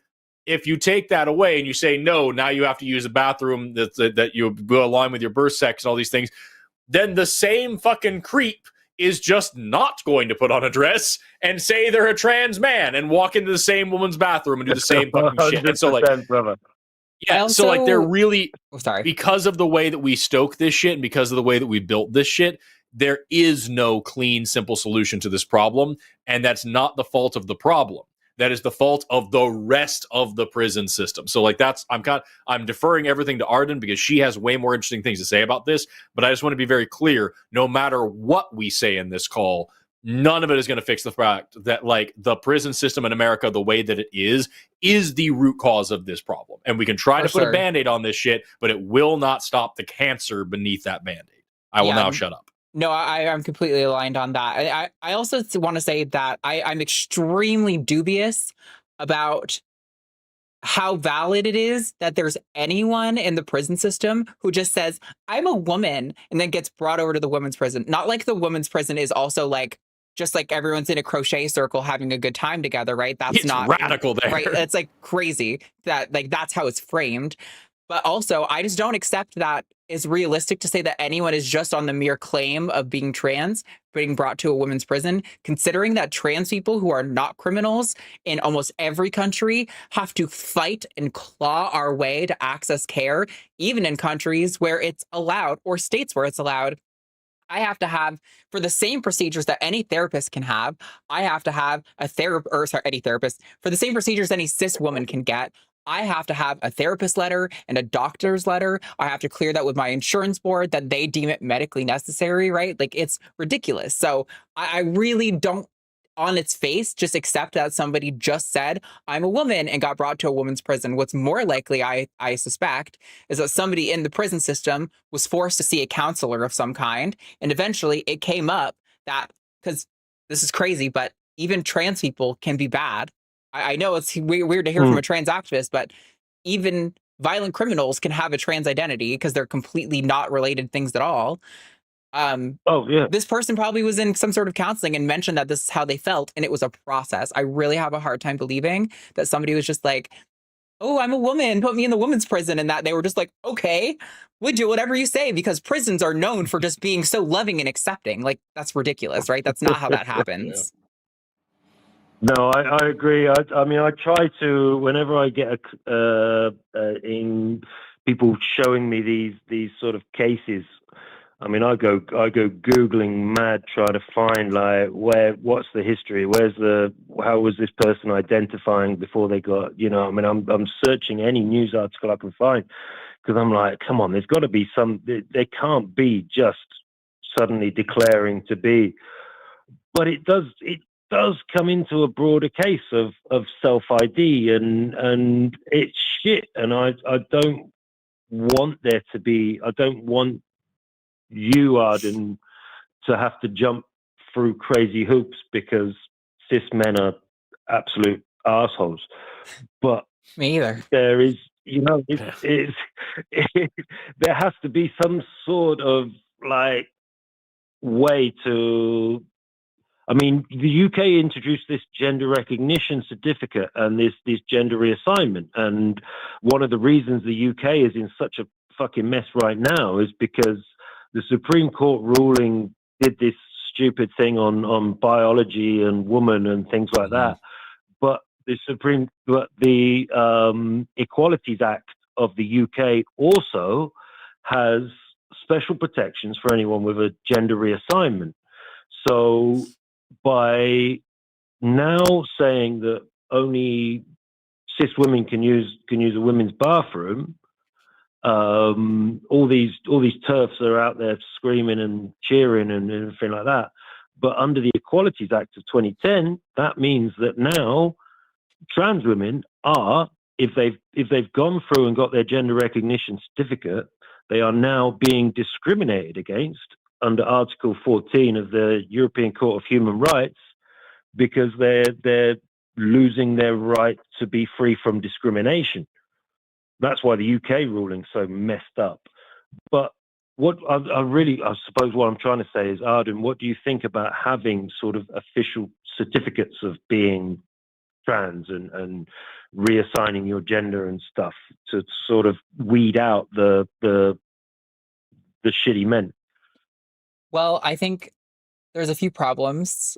In and of itself, I don't think that there should be anything wrong with having some kind of certificate or some sort of system or whatever, right? But the problem is that governments and people in power notoriously don't use that power well, and inevitably end up using these sorts of things to just single out and discriminate against people. And so, like, in an ideal world, sure, something like that would exist, and it would be not a big deal, and it could even be useful to help us understand like how to interact with certain people in society. Excuse me. I don't I think that it makes sense that governments want some sort of way to categorize and understand their citizens. And that part of that might mean that trans people, since we don't neatly fit into the categorization systems that most countries have adopted, we might need some sort of amendment to that, right? But I think part of the issue I see is that, like, when we start having requirements for it, it starts to be like who's the arbiter of who counts, right?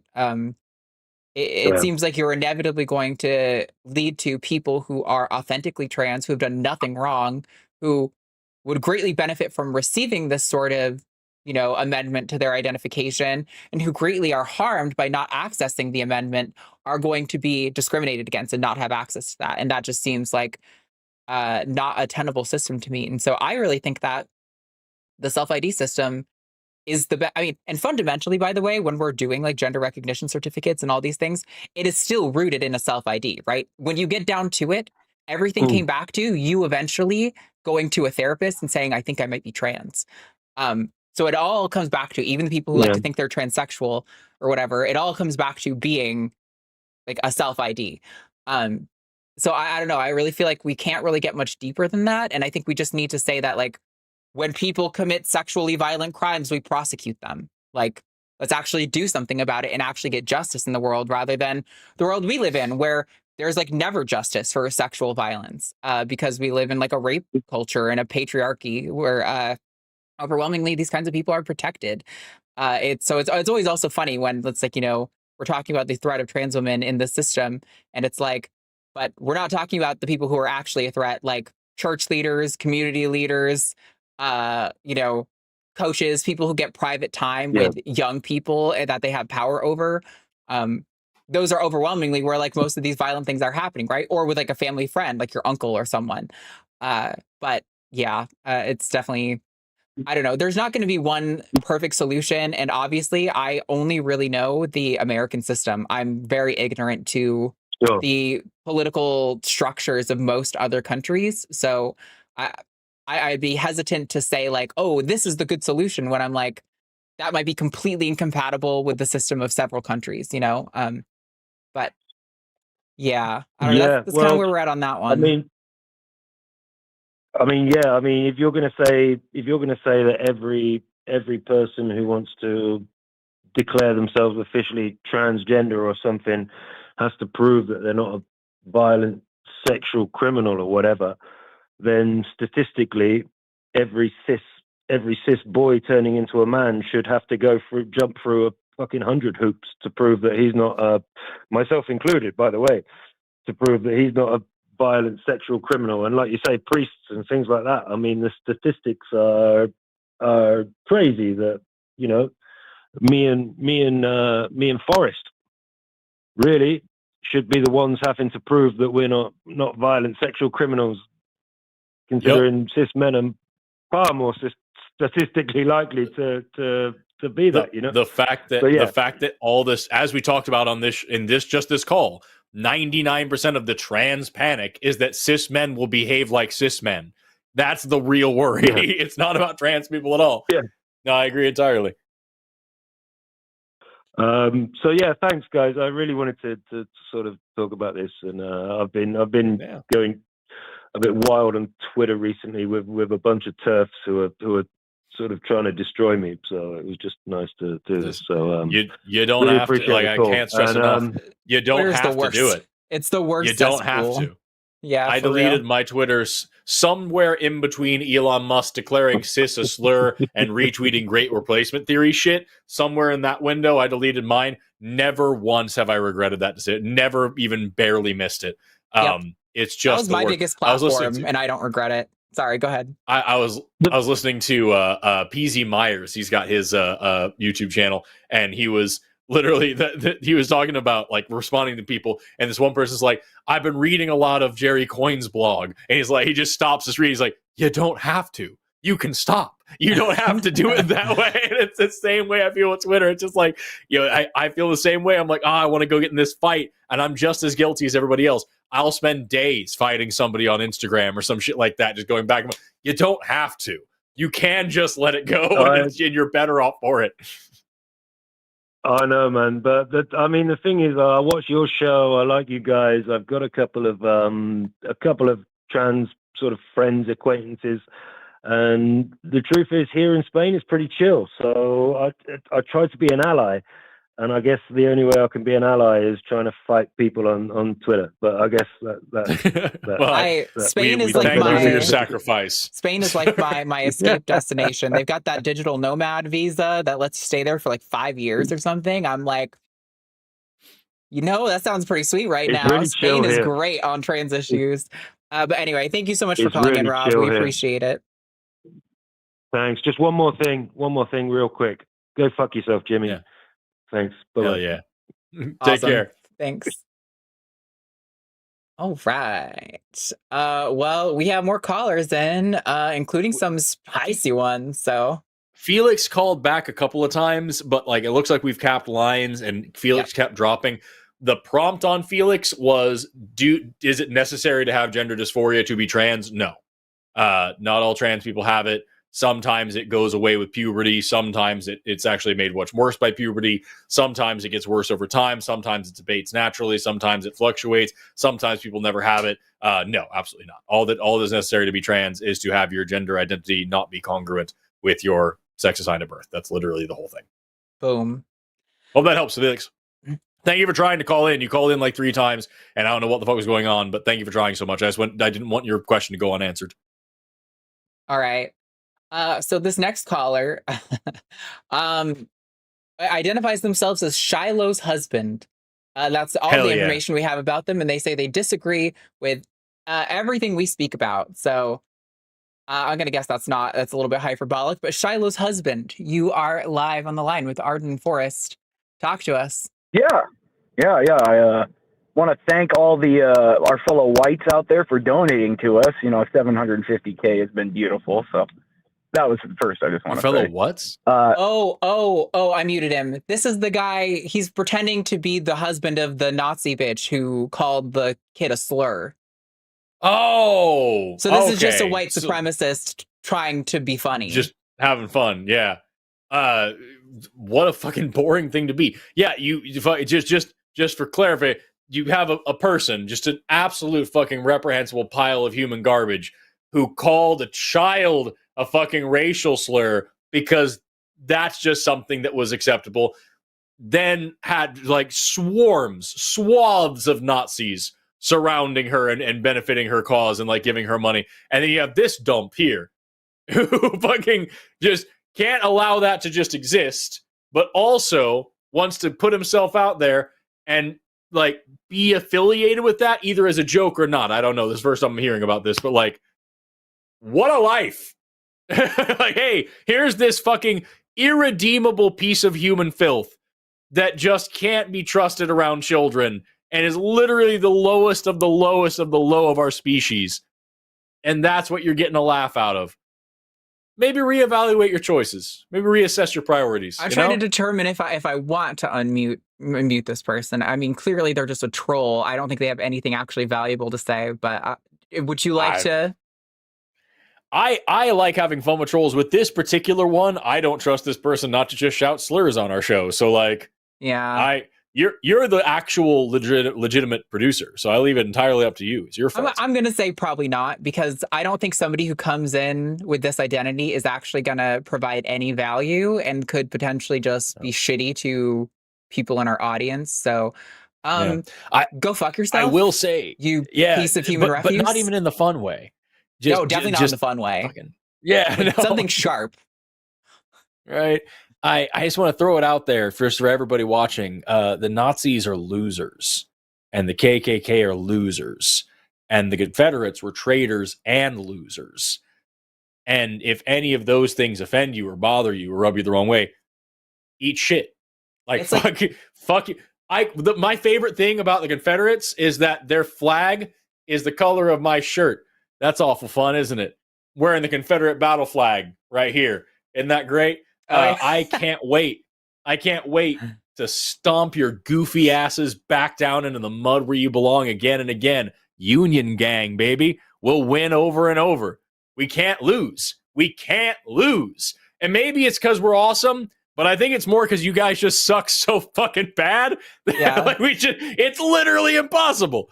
Because racists are fucking dumb is the whole thing. That's that. It really does boil down to that. Racists are just fucking stupid. The absolute dregs of society. Like, not even the dregs of society, like the dregs of like an outhouse, you know, like after you've cleaned off all the shit that's been caked down there for like years and years and years, that's their functional value as far as I can tell in society. It's funny because he is talking even though no one can hear him. It's really good. He's talking to himself as racists especially like to do. With fucking people like this. Like, can you imagine how apocalyptically stupid you have to be a fucking neo-Nazi in this country specifically, especially? Sure. Can you imagine just how fucking unbridled, unbelievable, like genuine, like head like a fucking hollow coconut stupid you have to be a neo-Nazi? You're gonna fucking use the freedom that we give you to have a diversity of thought, diversity of opinion, to speak freely about whatever you want, to go out and protest and march in the streets and wave your silly little flags and wear your silly little uniforms and do your cute little salutes and all these little things. You're going to use the freedom that we give you, protecting your social identity and your personal values, no matter how fucking brainless they may be. And you're going to use that freedom to tell everybody that freedom shouldn't exist. What an absolute fucking just... You know, I like hammers. I wouldn't call you a bag of hammers. Hammers are useful. You call them like dumb as a rock. Rocks can at least pop open a fucking door or something. You know what I'm saying? Rocks have a lot of value. I love rocks are pretty sometimes. I've never seen a pretty Nazi. As all hell. I can't believe it. I just genuinely can't believe the deliberate, genuine effort it takes to eat your own excrement that much and use your brain that little. It's impressive. It's wild. It's just, oh my God. I believe I can speak for everyone. It is the official opinion of the line that Nazis are dumb as fuck. 100%. And I feel like Shiloh's husband, who is still speaking to no one, is a great example of that. Literally nobody can hear this piece of shit. He's just there spewing. And I think it's like who do you have Imperious on over and over? A lot of people in the chat are saying this is Imperious as well. Oh, it probably is. But I mean, just imagine how absent of a life you must have. Like, just literally no life. That you think a good use of your time is to call into a show where nobody's going to hear you. You're going to sit on mute the whole time to be a racist to yourself. Like, that's how fucking lonely and pathetic you are. That nobody even wants to hear you, but you still want to talk to yourself. You are literally your only friend. It's really pathetic and embarrassing for you. Like, I wish I could feel bad, but unfortunately, you are so low on the human value totem pole that I just can't. There is no empathy to connect with you because you're that distant from my mirror neurons don't even recognize you. The one part that I think the thing that sucks the most about this call is that we are public figures, and I can't even say some of the mean things I would like to say because we are on the internet and it would be bad. But like, man, it's been a fun ride. You fucking douche lord. I have fun in your mom's basement. Maybe give her back her phone. I think it's past your bedtime. I'm good to move on to a call that actually has like a brain cell. Yep. What was that old thing? There's two brain cells fighting for third place in your head or something along those lines. Oh, it's brave of you to think that he's got that many. You fucking put your brain in a bird, it would fly backwards, as like an old joke from the other side of the world. That's good. That's good. That definitely feels like it fits this loser. Okay, goodbye. Shiloh's husband is like a pizza cutter, all edges and no point. You know what I mean? Oh, 100%. It's funny because he's still talking. He's taking a few breaks. He's taking a few breaks, but every now and then it jumps up again. Now I'm like, wow, this loser still is talking to himself. How sad. No, actually, it's not sad. It's funny in your case because you suck. And so I'm kind of glad that you're that lonely. You suck, dude. I guess try not to break it when you're in your goon cave after this, freak. Your goon cave. All right, Oh, Shiloh's man. husband is gone. I mean, listen, What the only a reason I say weirdo. that is because for all the talk about degeneracy that Nazis do, they are unequivocally the most fucking degenerate freaks when it comes to sex stuff. So I have no doubt that he's probably like, I really hope the FBI checks this guy's hard drive because fucking, well, actually, Furiously. Kash Patel might give him a position actually if they check his Right. hard drive. So maybe wait until the next president, but then check his hard drive. Fucking poor dude just furiously masturbating while screaming the N-word into the phone, hoping that somebody hears him someday. All right, we have two other callers here. I'm so sorry that a space was taken up by like actual the lowest of low, but let's talk to Mila. She's been waiting a long time. Mila, her in Colorado, wants to talk about biological males becoming biologically female. So Mila, you're Neat. live. Oop, I'm muted still. Sorry. I'm so sorry, Mila. Now you are live. Let's try that again. We're just Okay. assholes. Hi, We're just guys. assholes today. Hello. Hi. I just want to start off by saying, like, if my voice sounds shaky, I'm Persian and I have like a ton of family in Iran and like Tehran specifically. So I've Oh, been yeah. kind of on the edge. But that's not like why I'm calling. I just kind of wanted to mention if I seem like a little shaky, I'm just in a state. So, but basically the reason I wanted to call was, I don't know, possibly to radicalize either one of you into a premise that I'm basically starting with, which is that biological males can become a type of biological female. But I was wondering if, like, before I kind of explain why I think that, if I could kind of like preface that with like a clarification. Go for it. I mean, fine. Sex reversal is a thing as well. It's like, go tell them whatever else you want, but like that also, that exists. Yeah, and my point is that like it's not a my point is not like biological sex needs to determine everything, or that like trans women have to be dominantly female to deserve access to women's spaces. Like I think when the opposition's rhetoric is just framed so strongly and like powerfully, like the response has to be like so powerful that it destroys the foundation of their logic as dogma. Honestly, like I think you said it best with Fred or Ted or whatever that guy's name is. Like when you were saying that it's about like how you're born if like there's no influence. So I kind of just wanted to explain why I think like this why this topic or this debate is important. Like because I just think that when the when they're saying things like men are invading women's spaces, rhetorically they win, I think, because their propaganda is very strong, not because like they're right or so I feel like you have to kind of combat that with like a response that's like just punches like just as hard, right? Like you're like we're not putting men in women's spaces. You guys are forcing women into men's spaces because of the way that they were born.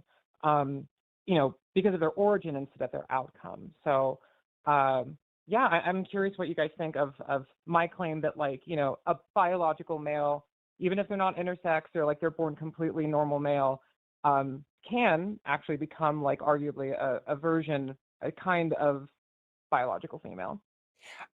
Forrest is going to have more valuable things to say. I just want to say one thing, which is that Mila and I have talked a number of times, and I completely agree that I think with like, what you're saying, that biological males can in essence become biological females. I mean, like we can't change our chromosomes, but that's basically the only thing we can't change. And I don't think most of us know our chromosomes in the first place.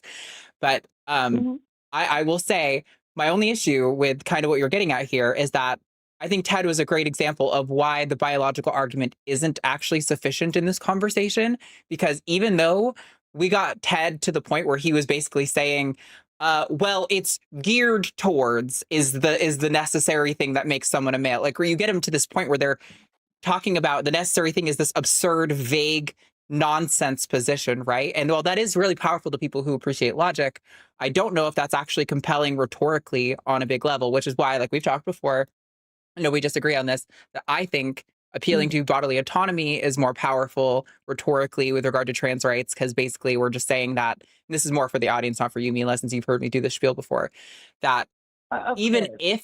if there was no evidence for the efficacy of transition care purely on a freedom element, you should be able to express yourself in whatever way you feel you want to in a free society, including if that means in a way that is different than the gender you were assigned at birth. I think that is rhetorically more compelling personally, and I've had more success on people with that. But I do appreciate, I tend to like to say, here's why all the facts on biology are wrong first, but we don't even need that because here's this thing that's more rhetorically compelling and a lot simpler for most people. But I would love to hear what Forrest has to say to all of Mila's stuff. I think that we should get me and Ben on the science side and you and Jove and Bradley on the SAS and have like a Brady Bunch breakdown or star panel of like everything trans issues. Yeah. That's all I'm thinking about at this moment. I agree entirely that like we need better terminology and we are in the need for a better model. And there's already some really great stuff out there. Like I've been, reading more and more really cool things about like the broader impacts of like better models to biological sex, because there are a lot of implications to misunderstanding it as a simple binary, and as something that is immutable and irreversible and very, very basic. Not only are you missing out on a huge amount of context, but you are putting yourself at risk of hurting a lot of people. And so, yeah, your premise that like, what anybody could assume or categorize as a biological male could become some kind of biological female or vice versa or whatever like that kind of just speaks to the fact that this is a multidimensional, multifaceted, wibbly wobbly thing.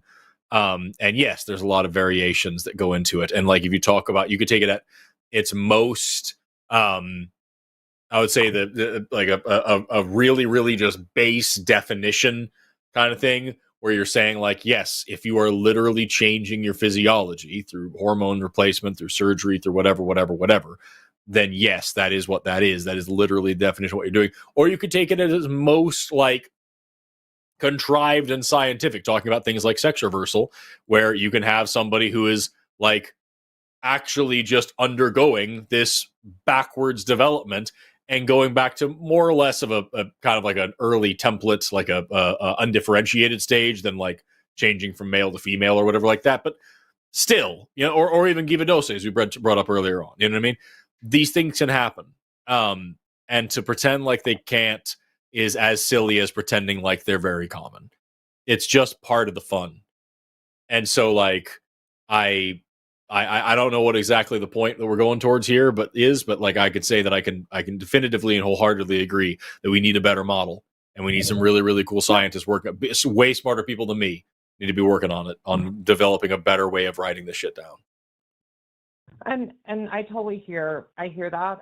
And to clarify, I think Arden, like my views definitely have evolved from like a solely biological argument. And I know we've had like conversations before about like this topic, like what's the most effective, like rhetorically, but that's honestly, I will say like the reason I'm calling today actually isn't even regards to like, is biology like a better argument or not? It's, I would say more so around like the, like kind of breaking down the the foundation of their logic, which I think is based on a lie, and like exposing the dogma behind it. Like, for instance, like whenever you said like, I loved whenever you said like that, well, by your definition, like if I have an orchiectomy or if I, don't have balls, I guess now I'm a biological female, kind of like pointing towards the, or you have no like sex anymore.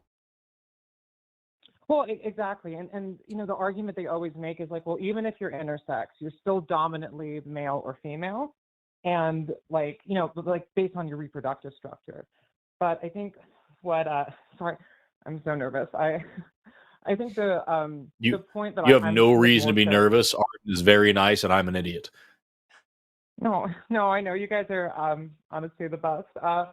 But the reason that I guess the point I kind of more so conflict with is really the core being that it's about like the natural pathway or like what uninterrupted you would have resulted at, because we don't apply that standard in, to mothers who become pregnant through IVF. We don't apply it towards, let's say, like a blind person who was born sighted. We don't say, well, you're no longer having a disability because you're biologically sighted.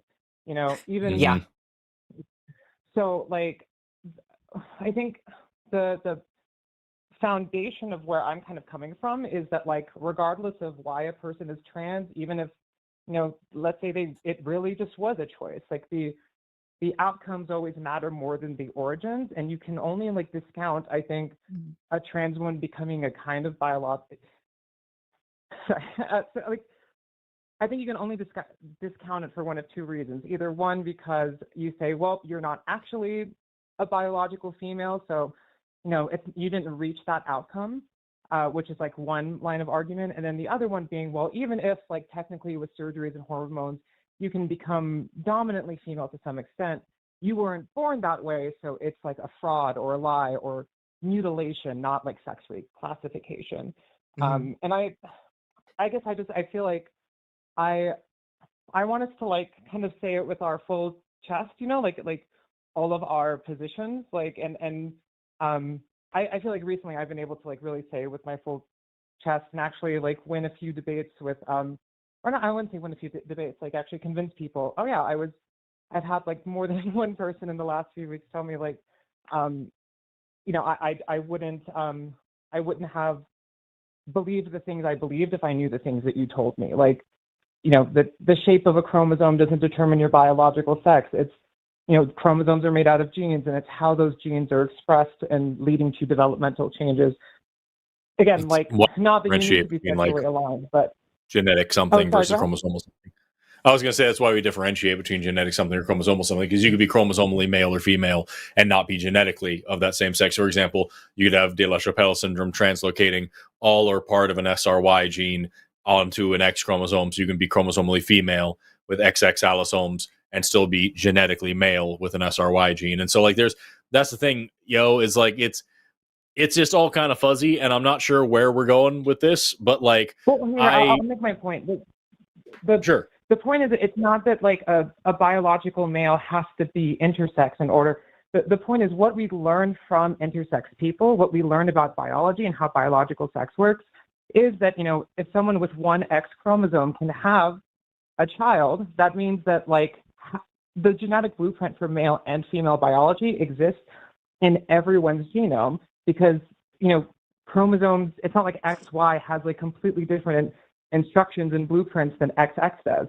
The X in XY is the same as the X in XX. So the genes are there. It's about, the actual physiological changes. Sure, like if you go through male puberty, you could completely, So yes, you're like, the genes that make the genetic pathway that produce, testes or ovaries and all the things. Most of that stuff has, the baseline for that isn't even on the sex chromosomes. And also most of those are pleiotropic genes as well. And so like, SOX9, which is on chromosome, I think 17, if I remember off the top of my head, which is largely responsible for the production of testes and also plays a heavy role in bone development, if I remember right. And so like, if you have an X, then I think it's NR0B1 gene is going to produce a protein that is going to bind SOX9 and make you not have testes, but you still need a skeleton. And so it's like that's so like there's a lot there. And yes, the sex chromosomes are neither necessary nor sufficient for determining your overall biological sex. But that's the thing, sorry, go ahead. Oh, I'm sorry. I didn't mean to interrupt. I was going to say, according to their, like the logic of someone like Ted, who says that, like if you're looking at just the reproductive system's dominant, let's say morphology, like when it comes to reproduction, right? Saying, well, even if you have like both ovaries and testes, if you have more ovary than testes, then you're a type of biological female. Like, well, then why don't they look at the entire system of sex from like liver function, lung function, immune system, looking at like the entire picture instead of just, they're not like biological essentialists, they're birth essentialists. It's not about like the outcome of what your biology ends up looking like or being similar to. It's what was the original, like, you know, what would have happened if there was no medical intervention, which, yeah. Well, I think what's funny is that Ted almost... Oh, sorry. I was just going to say what's funny is that Ted almost kind of, for a moment there, kind of conceded that, like, almost did back up to more of a collection of a bunch of sex traits, right? Because at one point we were like, oh, what is the single necessary thing? And he's like, there isn't one. It's a bunch of things. And we were like, oh, okay. So, like, this is why generally in these arguments, what I find is useful. And we'll probably have to wrap up pretty soon, but I know Forrest has a thought too. Generally what I find is the best approach, and it's also a frustrating element of being a trans activist, that you kind of have to be an expert in so many different domains, is that it's good to start with what you're talking about and to kind of use that to show that their position on biology is not as strong as they think, and then to kind of move away from that argument and get more into like the social arguments and the sort of freedom, legality arguments after the fact. But it's agreed. I think it's it definitely is a trap to get stuck too much down that, but for sure, I think it's useful to dismantle it first and then kind of approach everything else. Go ahead, Forrest. I just want to like throw out there that like, the whole concept of maybe not even like just assigned at birth, but just like phenotypic sex, just like what you literally, if I look at you, what do you look like kind of thing, does tend to be the kind of dominant labeling category, which is what I was trying to drive home to Ted, is like literally you are just using intuition. That's your scientific rigor boils down to your intuition, which isn't great. And like, this is my genetics textbook from my undergrad. And here in this, I've got this bookmarked all the time because we talk about it in the shows.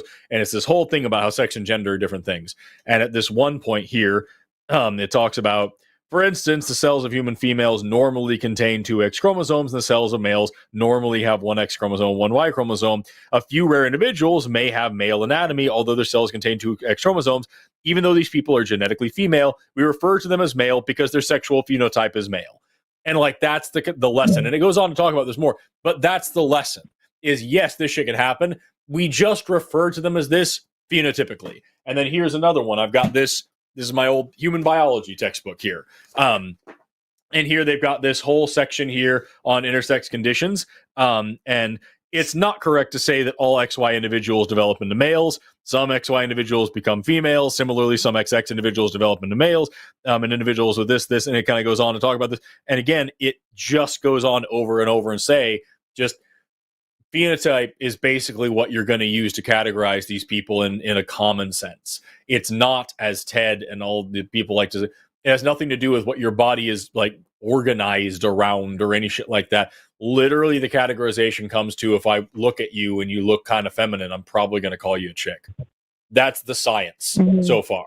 And that's why when we talk about this stuff, last I think it was a semester or so ago, I spoke at the student research colloquium at Oklahoma State University Center for Health Sciences, which is where I just finished up this last degree. And had a weird in my throat. My presentation was biology beyond the binary. It was or biomedical science beyond binaries. It was talking about sex and gender as non-binary categories and how to use more inclusive and more scientifically accurate language, both in data collection and reporting. So it's for both, doing research and also for communication. And I gave this, 15 or whatever minute talk talking about all these different variations, all these different things that can happen, all this stuff, and why it matters. And it's not just, shit happens sometimes, but why it actually matters in your science and why it actually affects your data and why it affects the way that the models that we use and how it affects the way we see the world.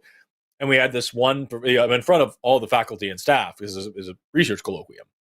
One of the professors raised his hand and said, "Hey, of course I agree with all of this. This makes sense. But honestly, if I'm doing a survey of somebody or of like a population and I have like 100 individuals, maybe one might be intersex and they might not even know. What model do you want me to use? Like, what are you actually proposing in terms of my research here to make this more accurate?" And my suggestion that I still stand to today is simply just including one single sentence in your methodology section saying, for convenience sake, I am assuming a binary model of sex to process this data. Just being honest about the fact that I am simplifying this for statistical clarity and putting that in there. Mhm. Because you're right, unless you're doing a massive survey of thousands and thousands of people, it's not going to be statistically significant. Whether you're talking about transgender, whether you're talking about intersex, you're talking whatever, probably not going to be a statistically significant group of the population. And so just putting in a sentence saying, hey, I'm just acknowledging the fact that I'm leaving some shit out here isn't even close to unheard of in science. We do that shit all the time. But it's more honest, and it allows the propagation and proliferation of a better model of talking about sex and gender that doesn't have the risks of erasure and that we've had for the past, goodness knows how long. So that's kind of like where I'm at with it, is literally just we are at a point in science where we have now kind of come to grips with the fact that our old paradigm doesn't work and our old model doesn't work. And that's not new at all. That happens all the fucking time. It's the way science works. When we find exceptions to the rules, they start out as just weird exceptions to the rules, but when they happen enough and consistently enough and regularly enough and reliably and predictably enough, and we start to find out what's going on with them, those exceptions tell us that it's time to fucking change the rules, because the rules are actually just us writing down what nature is doing. And if nature's doing something different than what our patterns are saying on our papers, then our fucking paper's wrong. And so this is not a new story. It's the history of science, especially the history of biology, is written all over this. And it's time for some way better scientists than I will ever be to sit down and come up with a better framework on how we can actually write about this shit. And I don't think this will, if Trump doesn't get his way, this will not be a problem in the next 20 years. We will have a better model to report this stuff on, and the next generation of scientists will be better off for it. So that's where I'm at with it at this moment. I totally agree. Like the reason I think the model is better is not just because, this is what scientists say, this is what scientists think.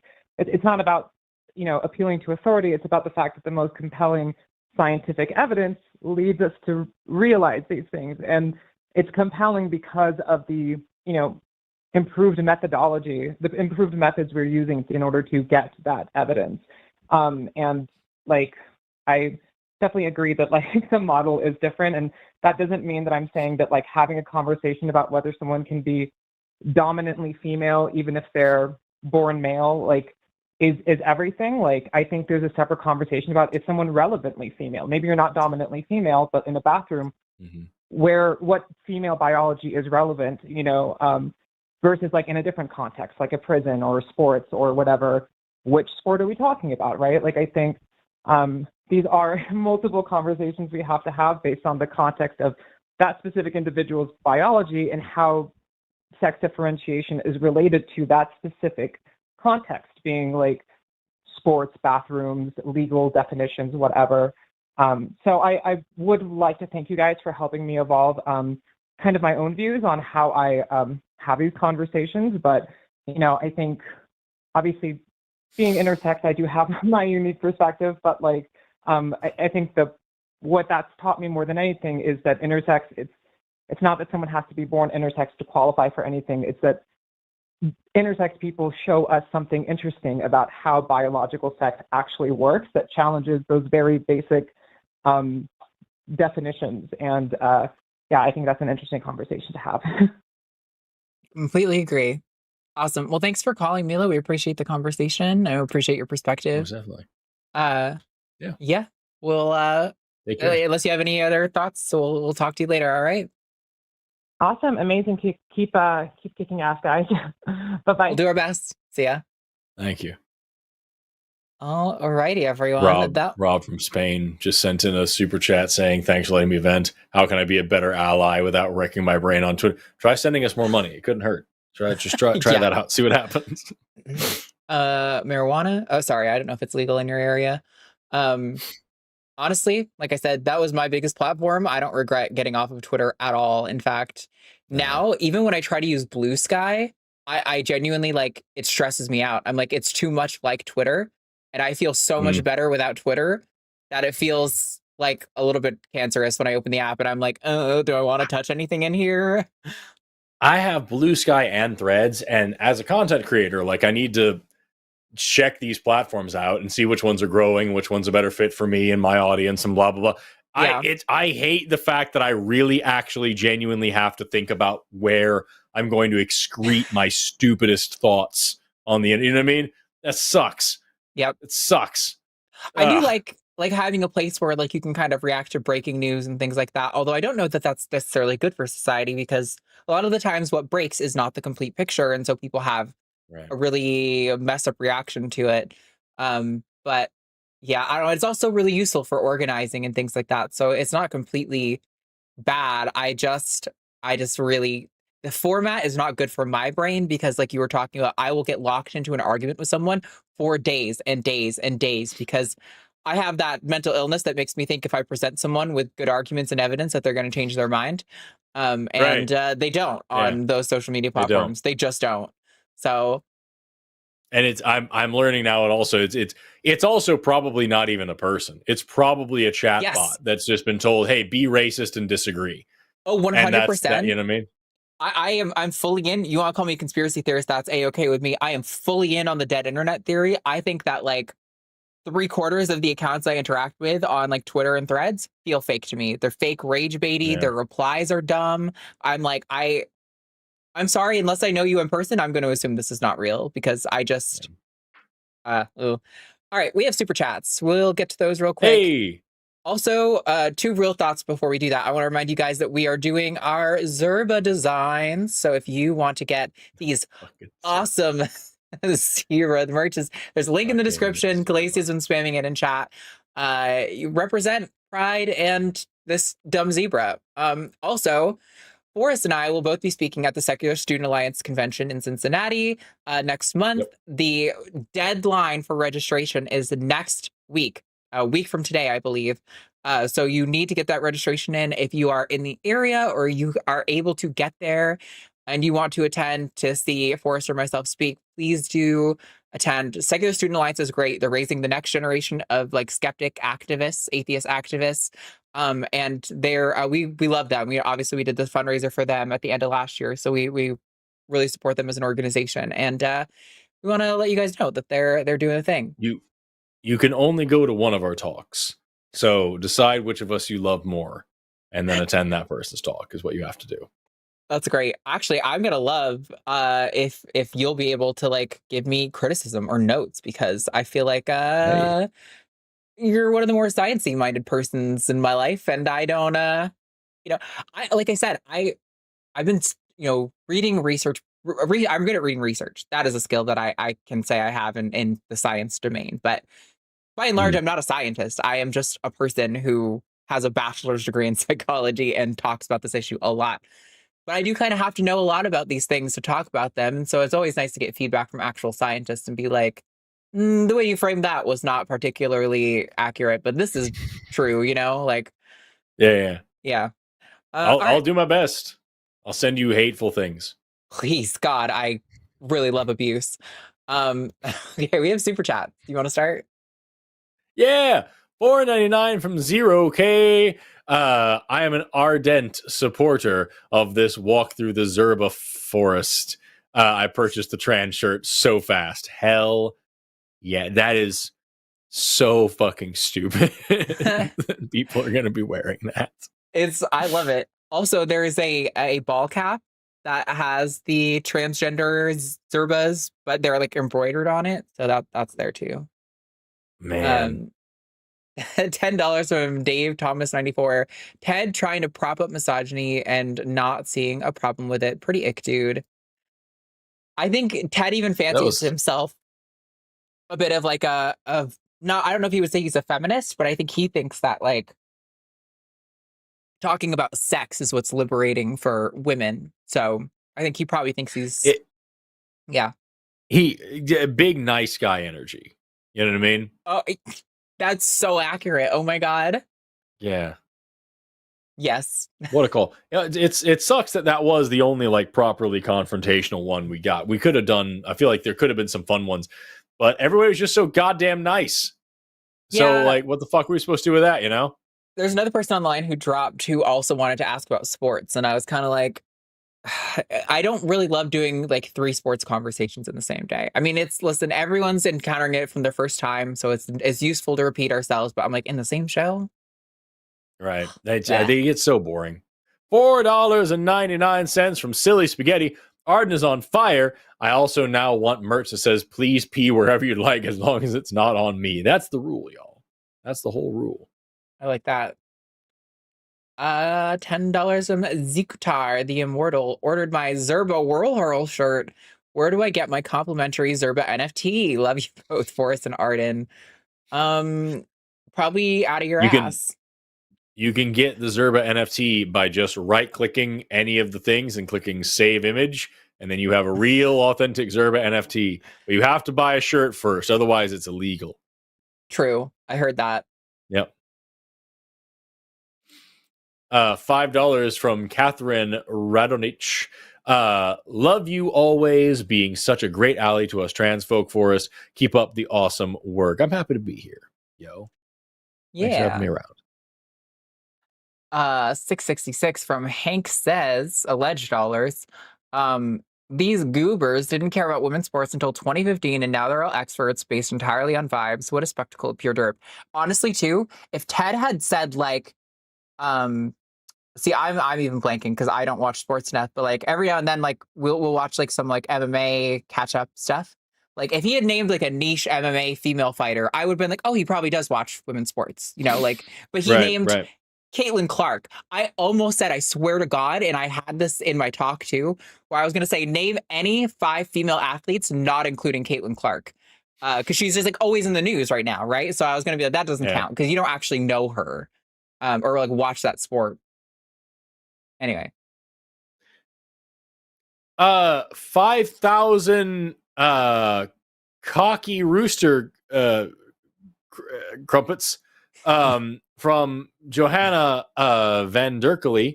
Don't worry, be happy, live and let live. Spend more time analyzing and fixing your own shortcomings and let others be. Or get an education and stop being so ignorant.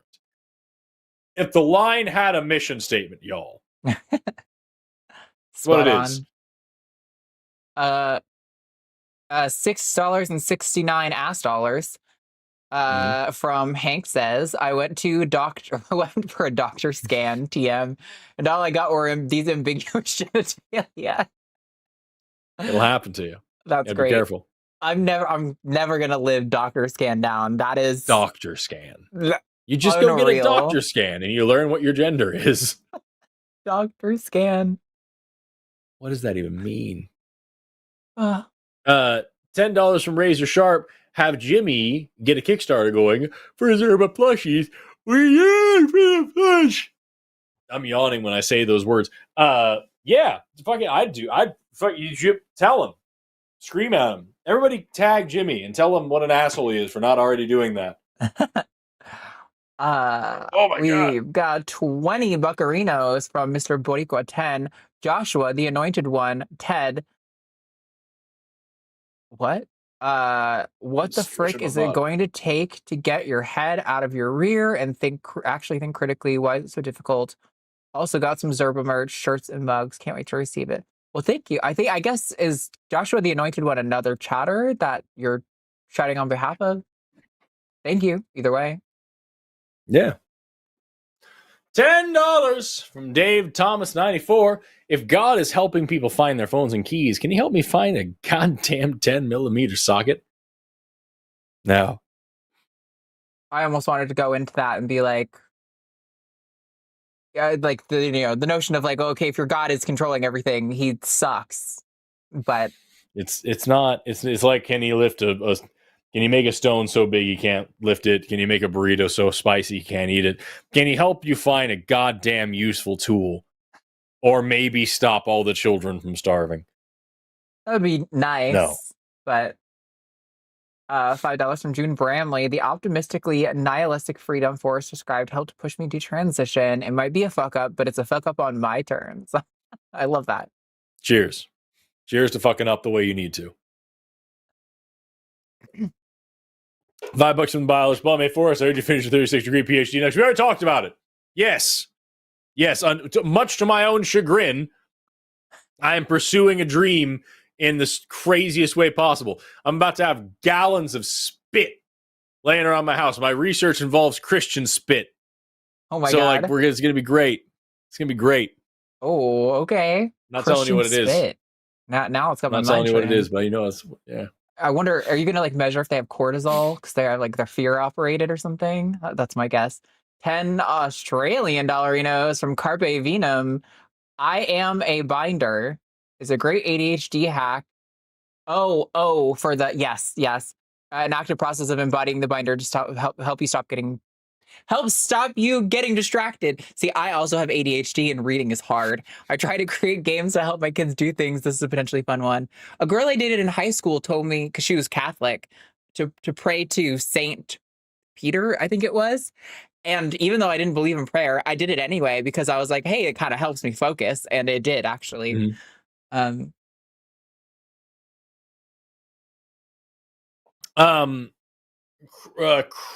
5,000 crusty ravencocks from Johanna Vanderklee. Having a positive outlook on life and caring about other people, no matter what race or gender they are, brings its own rewards. There is no heaven, there is no hell. Make the most out of this life.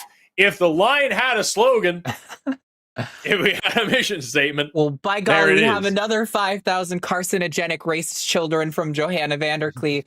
Just take out the urinals and install toilets with doors.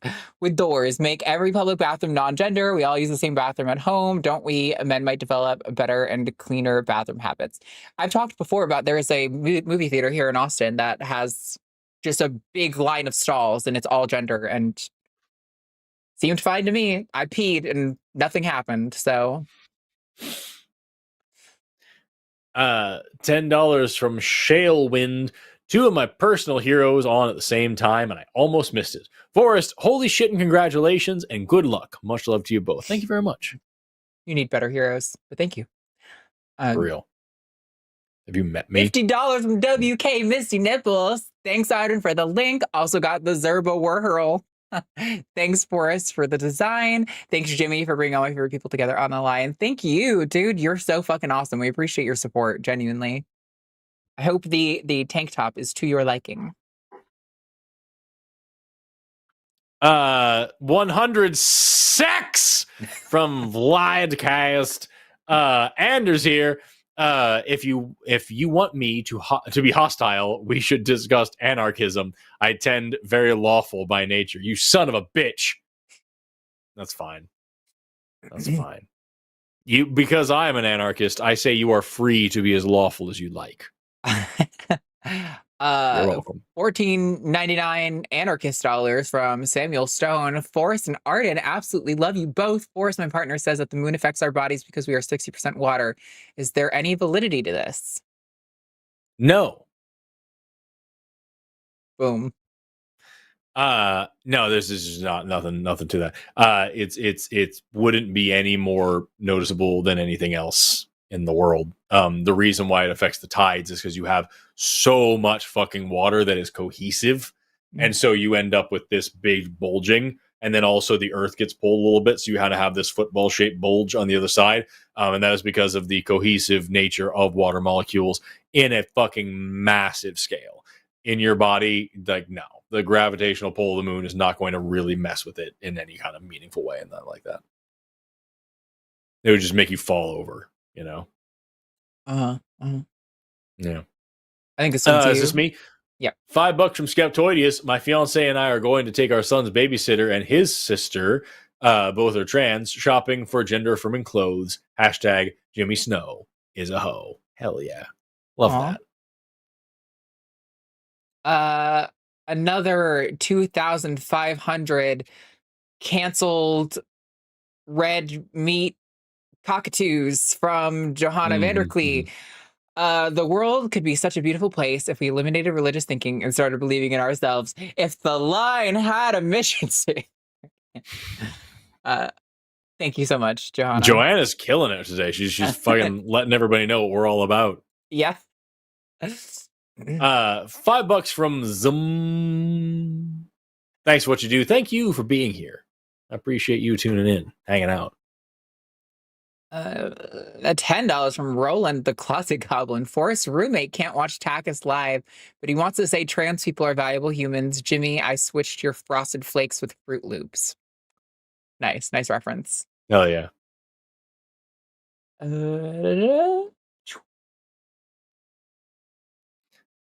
$5 from One-Eyed Heathen. Protest safety tomorrow. Drink water, bring a snack, disable facial and finger recognition on your phone. Good luck out there. Stick with a friend.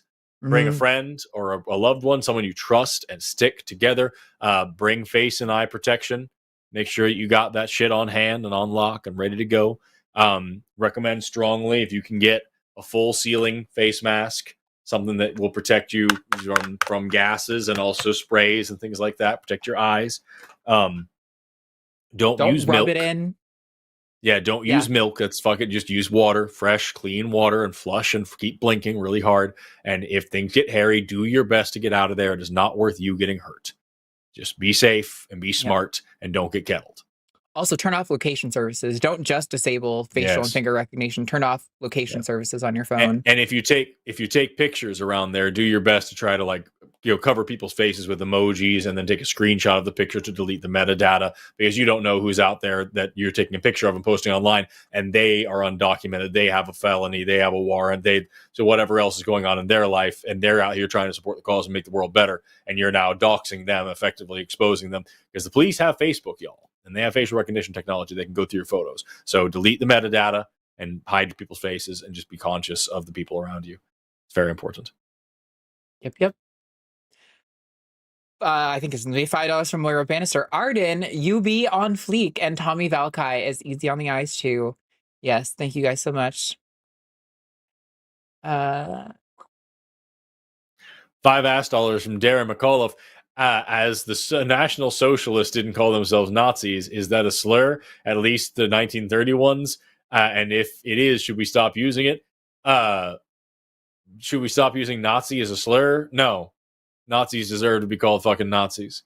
And the National Social, the problem with it is that they weren't socialists, and nationalism is the problem. So fuck nationalists and fuck Nazis.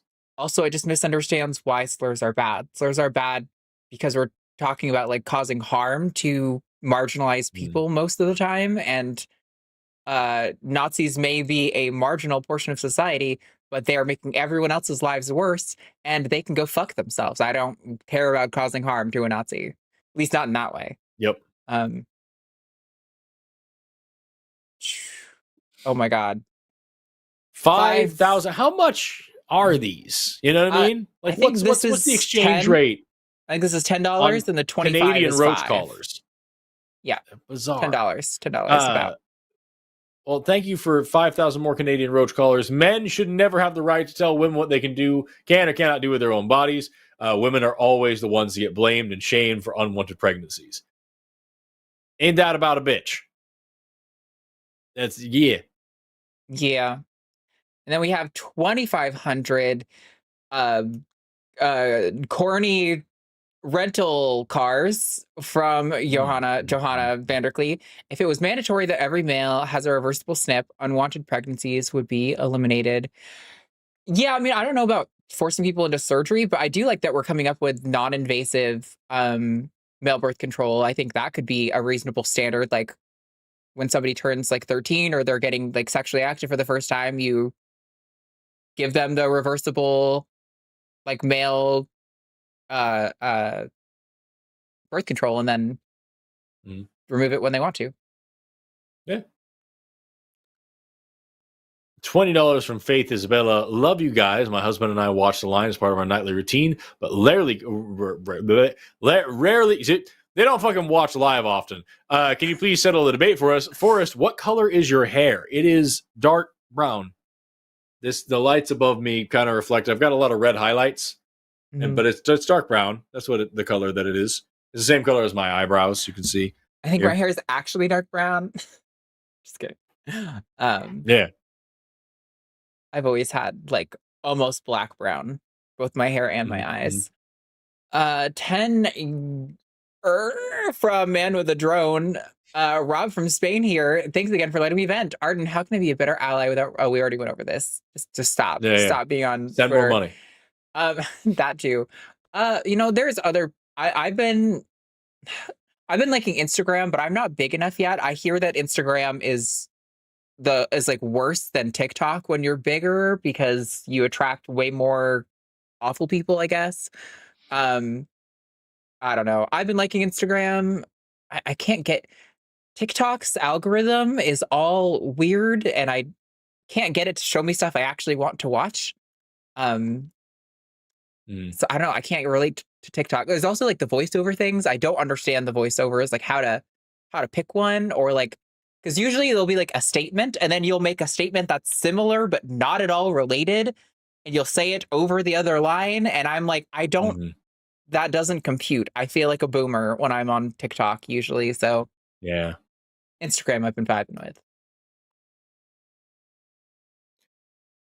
$5 from Mira G.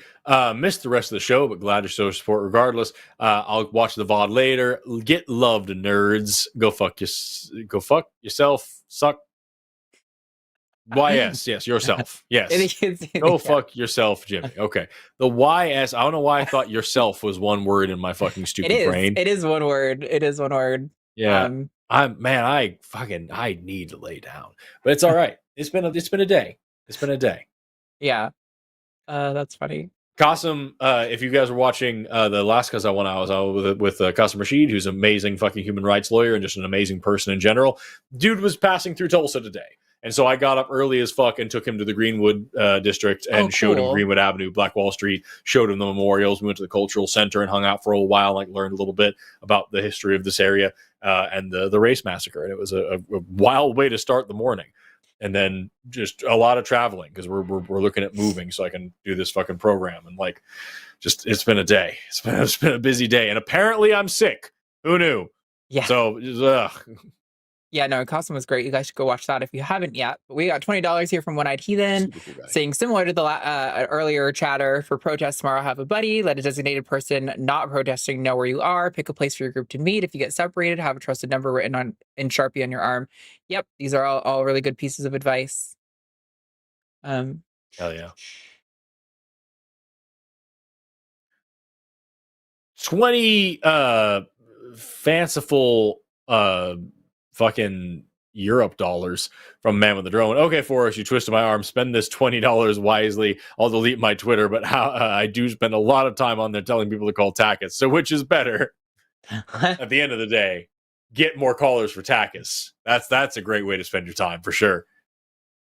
I mean, I do support that. It's very helpful. I mean, I like using that as a tool for me because I'm mostly like, when people start commenting shit on my page, and I'm like, I'm not going to have an endless back and forth with you. Just call into a show. Yeah. I feel like an asshole. I feel like most of my interactions now on all platforms, especially Instagram, Threads, like almost every comment I leave is like, hey, this is like a dumb thing. If you want to learn out why, call me this Sunday. Yeah. And like that's all I say. And I'll have long conversations explaining people why it isn't worth my fucking time to have a long conversation with them and they should just call the show. Because honestly, why the fuck am I going to sit here and stress myself out trying to cram all this stuff into a crappy little comment section so you can just ignore it and come up with some other bullshit excuse to not believe the things that I'm telling you when I could actually put you on stage in front of tens of thousands of people and educate lots of people with your ignorance. I could make a bigger impact, and maybe I do get through to you, and that's phenomenal. That would be great. It would be an even better show if I did. But on the very strong chance that I don't, and you have just already decided you don't like me and already decided that I'm wrong no matter what I say, I can still get the information out there in a way that more than the 2 people who are in my comment section are going to appreciate. You know what I mean? Why would I not do that? 100%. Yeah, it's the... Being on the show has been the best tool to be like, I'm both not in an echo chamber and not wasting my time. But we have $10 from Stinky Poopy Poo Poo Poo Poo Face for Forrest. I am the bestest, most favorite host with 36 PhDs, and I officially announced that Growlithe is better than Espeon. Well, you got me reading it, motherfucker, so I'm not gonna let that. I'll mute Forrest's ass if he tries to say that shit. Arden sucks. # convince Forrest convinced Arden to debate me. Hashtag love you soon. Hashtag team not Arden. Jessica's really mad at me because I have the correct opinion that Espeon is the best Pokemon. Don't you like Diglett or something? In all fairness, I only like Diglett because he is objectively the best Pokemon. But like that's neither here nor there. The point is, like, so you can't I would refer never to say Forrest on this issue. What a wild I don't thing know to about say. Growlithe versus Espeon is like, which turd is shinier? Because at the end of the day, Diglett is the best Pokemon. You literally like a Pokemon that looks like a turd. He's a brown log with a red dot on his face. And it's honest about it. It's honest about what. Don't tell me about your polka dot turds. The point is, Diglett's the best Pokemon. And anybody who disagrees just needs to know what being wrong feels like, and that's not my problem. Luckily, I've never been wrong before, so can't relate. There you go. 100 more scrotum elongating crabbies from Valdagast. Why isn't there a creationist debunking channel called Answers in Genetics? It's right there. That is very good. That's great. That is very good. It's going to be taken by the end of the night, I'm sure. $4.99 from Stomp 10. Great show, people. By the way, Forrest, which days are you at DragonCon? Really hope to meet you. Arden is awesome. DragonCon, I don't have a set schedule. Yeah. I want to go to that one. It's in the end of August. It's August 28th to September 1st. I actually don't have a set schedule for that yet, so I don't know when exactly I'll be there. But I'm trying to be there for the whole thing. I do have classes on 3 of those days, and then I would also have to come back to Oklahoma. So like, it's kind of shit. But like, depending on what they send me, I'll try to update my stuff as soon as I can. It may be a last minute thing. There we go. $5 from Mira G. Just bought my Trans Zerba shirt. Can't wait to get it. Y'all, I am actually losing my mind that this is a real thing that people are going to be walking around in. That is absolutely stupid. It's so fucking stupid, y'all. Look at it. Look at it. Its tongue is out. It's just dumb as hell. It's amazing. And you're buying it. Why are you buying it? It's so fucking dumb. $5 from Indini Jarvu. Would you rather be bitten in the face by a rabid raccoon or eat prion contaminated meat? Raccoon all day long. All day long. No hesitation, I take the raccoon. There are vaccines for the raccoon. There are no vaccines for the fucking prion contaminated meat. That is one of my favorite things. I've never said this because I feel like it's a bit too flippant, but it is very funny. It's like when dealing with anti-vaxxers, you have some fucking anti-vaxxer guy talking about how like they're fucking the one of these fucking RFK Jr. types like, look how buff I am because I don't take vaccines and I eat all raw milk and beef tallow. I'm like, hey, I challenge you to a fight. Only it's not you and me fighting each other. It's both of us fighting a single raccoon with rabies. And I get shots and you don't. And we'll just see who lives in a month. And like, that's the game. You know what I mean? I love that. I support that, honestly. With the people who just got put on the vaccine advisory panel, I think they should all have to go through that. And if they survive, then they can be on the vaccine advisory panel. Right. Exactly. That one's for you. 10 European dollars from Man with the Drone. By the way, Forrest, I'm quite a few years older than you. I don't believe you, but always trying to improve my life. You're a role model for me. Get better role models. Top fella. Thank you very much. You don't know if I'm a top or not. I'm trying to emulate your happiness, have more money. Well, thank you very much. That's very kind of you. You flatter me too greatly. I am actually quite strange. So we do have so many super chats coming in. If we get to 4 pages, which we're about half the way through the 3rd page, I'm going to bump up the threshold to $20 to get us to not be here all night long. Because right now, like, we finished calls at like, what, 8:15? And I was like, oh, we'll be done early. And we're almost an hour into doing super chats now. So hashtag keep Arden here all night long. You guys hate me. But hey, I mean, if you keep sending me 20s, then I'll fucking listen. I'll be here all night long. Take this off? What are we doing? $10 from Mr. Boricua 10. Arden, Joshua the Anointed One is just another way to say Jesus Christ. Okay. Yeshua translate to Joshua in this Oily case, Josh. the Messiah. Big thanks for transliteration, though, through Greek and Latin. Yes, okay, now I understand. Nice. Thank you. That does help.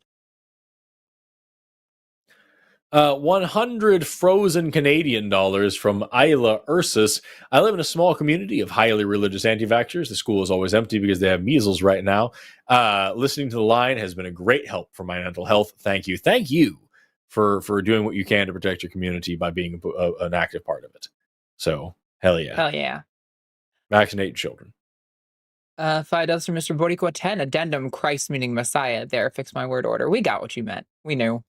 Send more money and correct it again. $10 from Moriah Bannister. Any advice for dysphoria around my beer gut? I look like I'm pregnant even in Spanx. I mean, honestly, I think that women tend to look a little bit more feminine if there's a little bit of extra weight on them. I think typically being super skinny or even toned is considered more of a masculine trait. So I don't think it's necessarily a bad thing. But I get what you mean, that it might make you dysphoric personally. I don't really have advice besides like wearing shapewear or Spanx, but a good tactic can be just kind of knowing what clothes highlight your body. Like for me, I tend to like high-waisted pants. I think those tend to make my waist look a little bit more cinched and give me more of a curvy figure. But you know, it's really about your body. So I don't know. Look up the Cusack cave carving. Cussac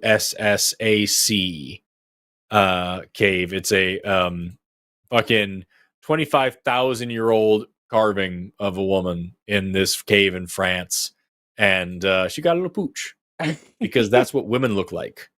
And this is just like one of the earliest depictions of feminine beauty, and she looks like a whole ass woman with a whole ass. It's the little part that all the dudes on Twitter freak out about when they see that on a woman, and they're like, this isn't my porno girlfriend that the AI made me. Yeah. And I'm not here to talk about like my interests or anything like that, because that's just not my bag. But like people that look like people are pretty hot. You know what I mean? True. So be yourself and be into you. Because if you aren't, then how do you expect anybody else to be? You know what I mean? What's up? Am I wrong that you? Maybe I made this up, but you're like a big Adventure Time fan, aren't you?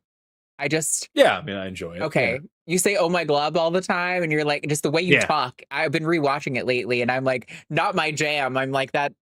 Like it feels like the writer for Adventure Time is in your brain 24/7.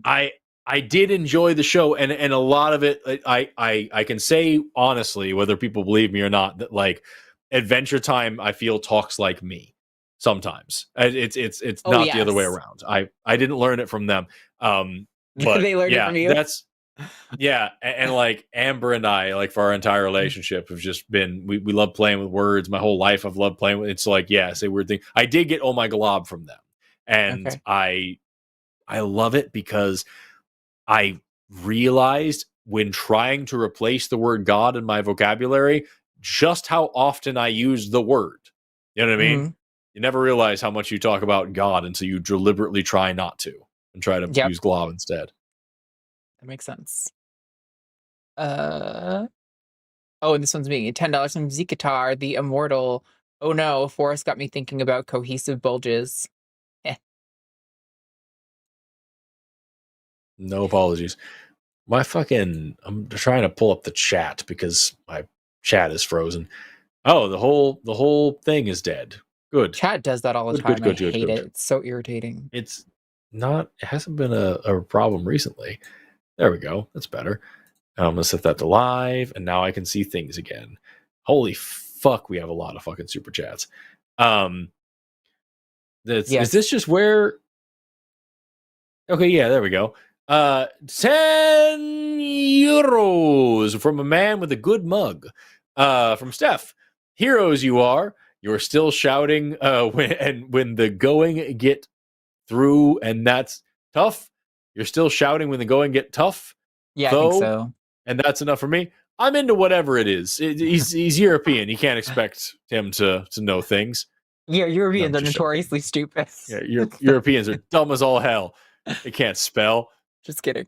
Thank you, Steph. $5 from Free Jimmy. Is it okay to intentionally call transphobes she, her to teach them to stop misgendering?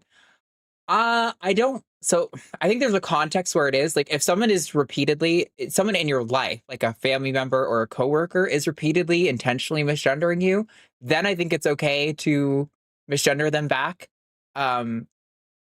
Especially if they're doing it in front of like people who aren't in your in group. So like, you know, they're potentially outing you or something. It's a good tool to like kind of make the person go like, I don't know what's real on the pronouns for people. Gaslight all of society. But I don't know if I love like referring to Ted as she to be a jerk, because Ted is a jerk sometimes. Like, Ted is an honest caller, and I like to try to be nice to the honest callers to at least, okay, well, I don't want to give him that much credit, but he engages usually in a good back and forth. And so I don't want to like ostracize him. I don't think it's necessarily a good tactic just to be like harassing people, right? Like, I think it has to be a very personal, individualized basis to do something like that. Misgendering is the weapon of the enemy, and we should not use it unless it's really necessary. Yeah. $5 from Skeptalk. If you do go and protest, not 1, bring a burner phone, register to a fake name, 2, wear a mask. It's not illegal yet. Number 3, don't sit down. I can think of some reasons to sit down, but I get the caution. Yeah. Just try to stay with the groups. Be safe. And remember, y'all, Google the words agent provocateur and learn what that shit is. You think back to the George Floyd protests back in 2020, and there's that guy with an umbrella and a mask smashing all the windows. He was a white supremacist. The FBI found out, they found the dude. He's a white supremacist who went to the Black Lives Matter protest and started smashing windows to make those protests look bad and to get people to be violent. They're called agent provocateurs. Tale as old as fucking time. There are cops that are going to dress in plain clothes and try to convince you to be violent. They are there to make you violent so that they have a reason to arrest you and demonize you and discredit your entire mission. Don't let them get away with it. Be helpful, be safe, and be nonviolent. And if anybody's trying to convince you to be not helpful and not safe and not nonviolent, that person's a fucking fed. So don't fucking listen to them. True. $5 from Mira G. I put my grandma on speed dial and called it Instagram.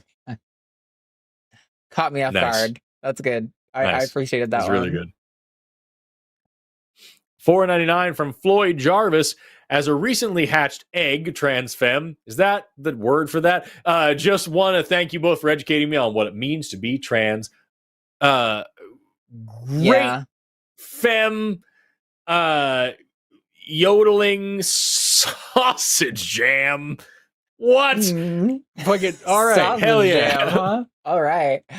Yeah, egg is the term for a baby trans. It's just kind of, I didn't know that. Become the term. Yeah, we'll say we hatch people's eggs or like think they're an egg or yeah. Hatching somebody's egg sounds like you punched them real hard in the nuts. I love it. You know what I mean? I want to hatch their egg. There's a lot of people whose eggs I'd like to hatch. Yeah. Robert Malone, get fucked. $5 from Monkey at Typewriter. Forrest, you have a diploma addiction. You have too many diplomas. Diploma? Too many diploma? Anywho, best of luck. And if you need Thea saliva, call. What? Yeah, I'm guessing so. You're an atheist. So. We're not going to call you for Thea saliva. Yeah, but his wife isn't. Oh. And that's why he has to dissect his son. Oh. There's lore. This is why the piece is just like magnetic force sucked together. It's like fucking Nicolas Cage and Knowing. What the fuck am I going to do? Why would I just study something on my own when I can have an expert teach it to me and then give me a cool piece of paper saying I know it? So I'm going back for round 7 because that's all I want to do. I've often thought about going back to school for like editing and stuff since that's now what my career is. But I've been like, why would I spend thousands and thousands of dollars for a piece of paper to make me more legitimate in what I already do for a living? It's a really nice looking piece of paper. For what you do, it matters. I think it's embossed. Yeah, it is. I do have one of those, although I have no fucking clue where my diploma is. My bachelor's of the arts in psychology. This one's small too. The other graduate one is all big. This one's a little bit more petite. And I like that. Oh, you like them? You like them petite, do you? Petite papers. Petite Petite paper.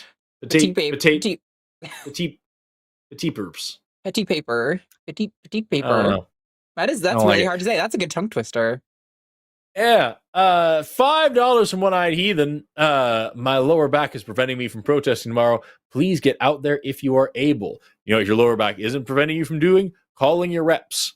Download the 5 Calls app, and you can quickly find your elected officials, and you can call them and harass them all day long. Also, there are websites that allow you to send faxes to them as well, because nobody has a fucking fax machine, but you can send faxes for free on a lot of websites, and you can just send them page after page that they can't ignore. They can send you to voicemail if you call them, but they can't ignore that fucking machine going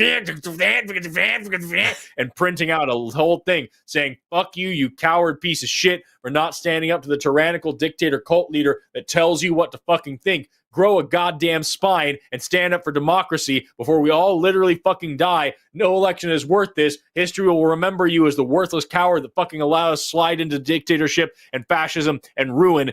Eat shit, you motherfucker. You can print that off as many times as you want. Retype. Right on. Yeah. That sounds really cathartic. $5 from Blind Limey. I can spare a few eddies for the cause. Choom. Keep your eddies to yourself. What's choom? That feels like a You slur. don't choom up in here. To Deffy fascies at all times in all places. Happy Pride. Let's continue to get in good trouble. I feel like British people they make up these words. Jamie doesn't actually speak this way. I feel like he just says these things to fuck with us. For sure. I like what's choom Deffy fascies. I understand what you're trying to say, but it's weird. And good trouble is capitalized, which it's me lost. I follow him on TikTok. He's great. Okay.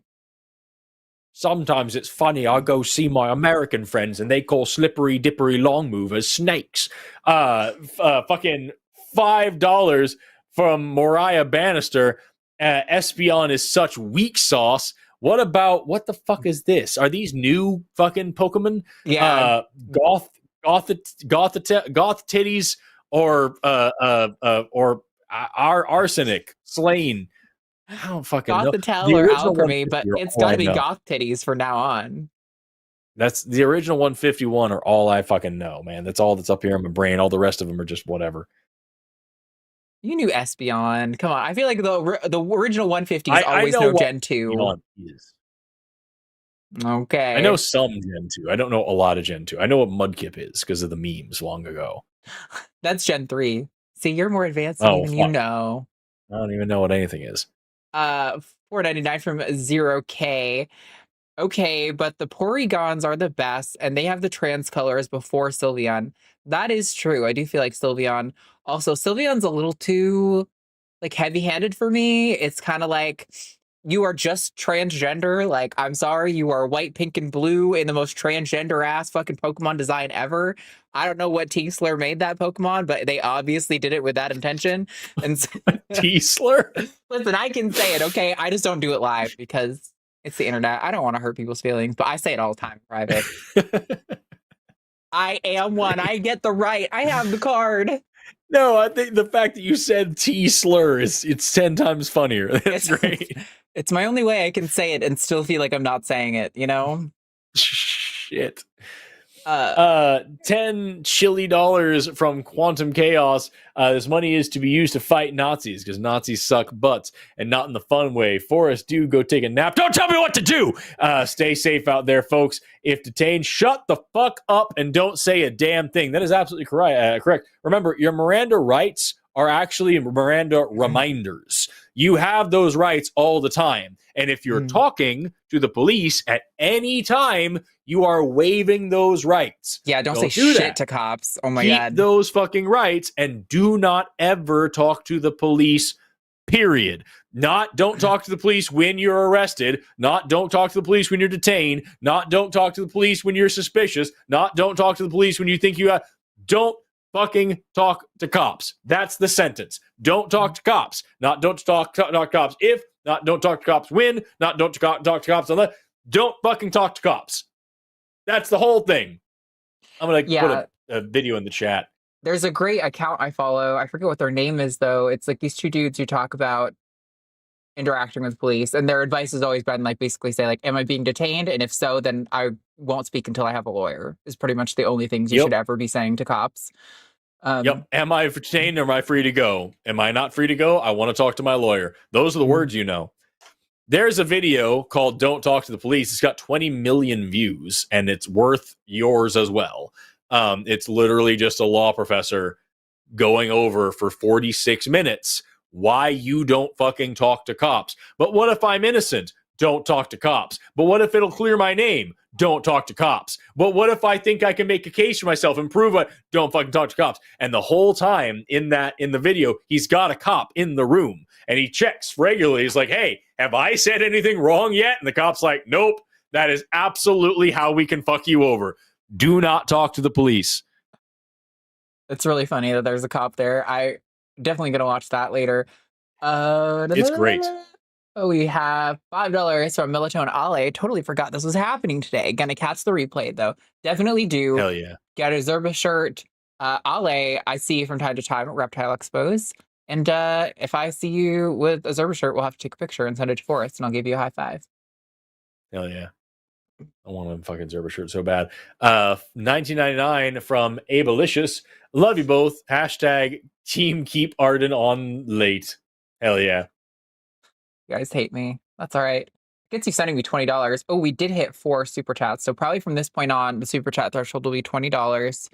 Although we are almost at the end, so I don't think we're going to need to do that. But if it gets you to send us a bunch more 20s, then, you know, whatever. $5 on the real Adam 85. The wife and I watch every show you guys put out. Thank you both for all you do. You're both amazing. Much love. Thanks. Hell yeah. Thank you very much. 10 fucking Imperial unfree dollars from the Fuzzy Logic. Hi, Arden and Forrest. What's something that made you smile today? I made a homemade pizza. HEB, our grocery store, sells pizza dough that's like frozen, and it's delicious when you let it like expand and like do all the things that dough is supposed to do. So I make homemade pizza like every other week with that. It's awesome. Amber brought me like soup and stuff, knowing that I was feeling poopy. And also we got to go check out a house that we were talking about buying today and spend some time doing that. And like just, you know, driving around together, being snuggly. I've got to finish a fucking video and get it recorded in the next couple of days. So we're about to be traveling to VidCon, but I really just want to go like squeeze her and not do anything else for the rest of my life. You two are so cute. She's adorable. But yeah, hey, by the way, if you're going to be at VidCon, check me out. I'm not a feature creator. I'm an invited guest this year, which means I have no program, but I will be there. So they changed a bunch of stuff around and didn't invite most of the feature creators that they usually do. And I was one of them that got, you know, in the kind of swooshed out. And so, but the people there still like me. And so they gave me an invite. So I'm going to have the same exact looking badge, and I just don't have a job. I'm just going to be there. So if you're around the area and you might spot me walking about being weird. So funny. I've been watching YouTube since like 2006 and watching people go to VidCon since it started. And I always wanted to go to see the people I watched when I was a kid. And then I was like, oh, as a teenager, like maybe I could be a YouTuber and go one day. And now that I do YouTube, I'm like, I have so much to do. I can't spend any time doing anything like that. It's crazy, dude. I would only want to go because I love Hank Green and everything he does. And I want to just be like, you're the man. He's a nice dude. He gave me COVID. What?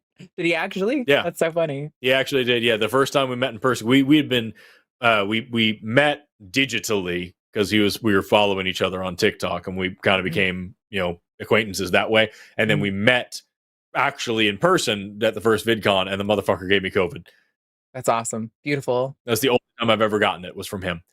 $5 from Inane Glory. Forrest, Jeebus isn't from the Bronze Age. He's an Iron Age con man. I don't know what anything is. I'm just here for the ride. I study biology. You think I know what the ages are? Get out of town. I'll teach you the ages. $20 from Moira Bannister at Forrest. It's not Mariah, it's Moira. Thank you. Oh, I didn't even catch that. Yeah, how can you mispronounce her name, you fucking idiot? You don't. Shut up, Mariah.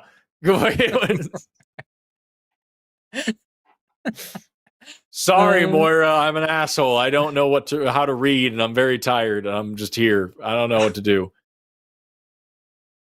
$10 from Jax Takabe. Your picture with a Cus I Wanna tonight was just what I needed. Thanks for our picture. Thanks for including a hat in merch, and congrats for us. Are there pictures that I'm not aware of? I'm a little concerned. Thanks, Jax. I don't know.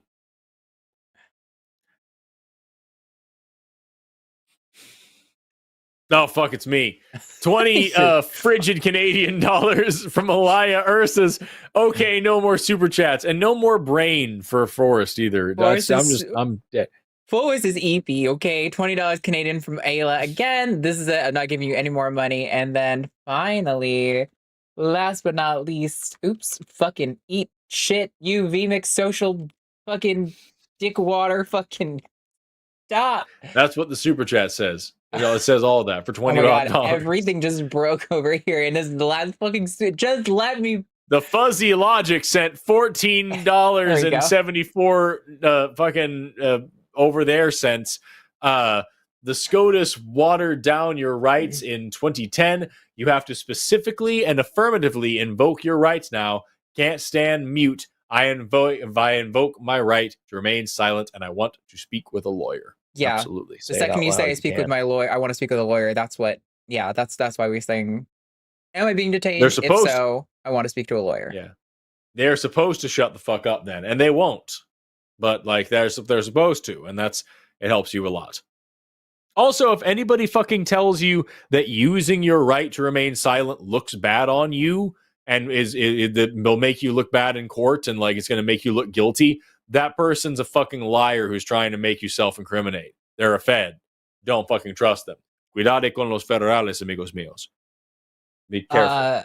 Well, with that, everyone, Forrest is sick. I'm tired. Go buy Zober merch. Go sign up for the Secular Student Alliance National Convention next month. Sign Sick up within and a week. Tired would be a great name for a cool podcast. If for like one person with like insomnia and the other host has cancer, and it's sick and tired, the podcast that'd be tight. That is pretty good.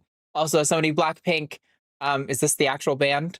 In chat said, "Hey, Arden, Forrest read some more. You guys, that guy asked, no uterus, no opinion. But you can be a woman without a uterus. Your response, please." That really needs to be a call with all due respect, because we're at the end of the show. So thank you for donating, but please just call in where you don't have to send money and get an answer. That's an interesting question. Okay, also go to patreon.com. The Velveteen Rabbit says, as a felony prosecutor, do not talk to the cops. Damn right. I know. Thank you. We didn't have a call screener tonight, but thank you to Arden for both hosting and producing. Thank you to all of our callers, even the ones that sucked. Thank you to all of our chatters, even the ones that sucked. Thank you to our mods in chat. Thank you to Fire Halo for doing the timestamps. Thank you for watching. Have an awesome rest of your day. Buy a Zerba shirt and never stop learning. Bye, losers.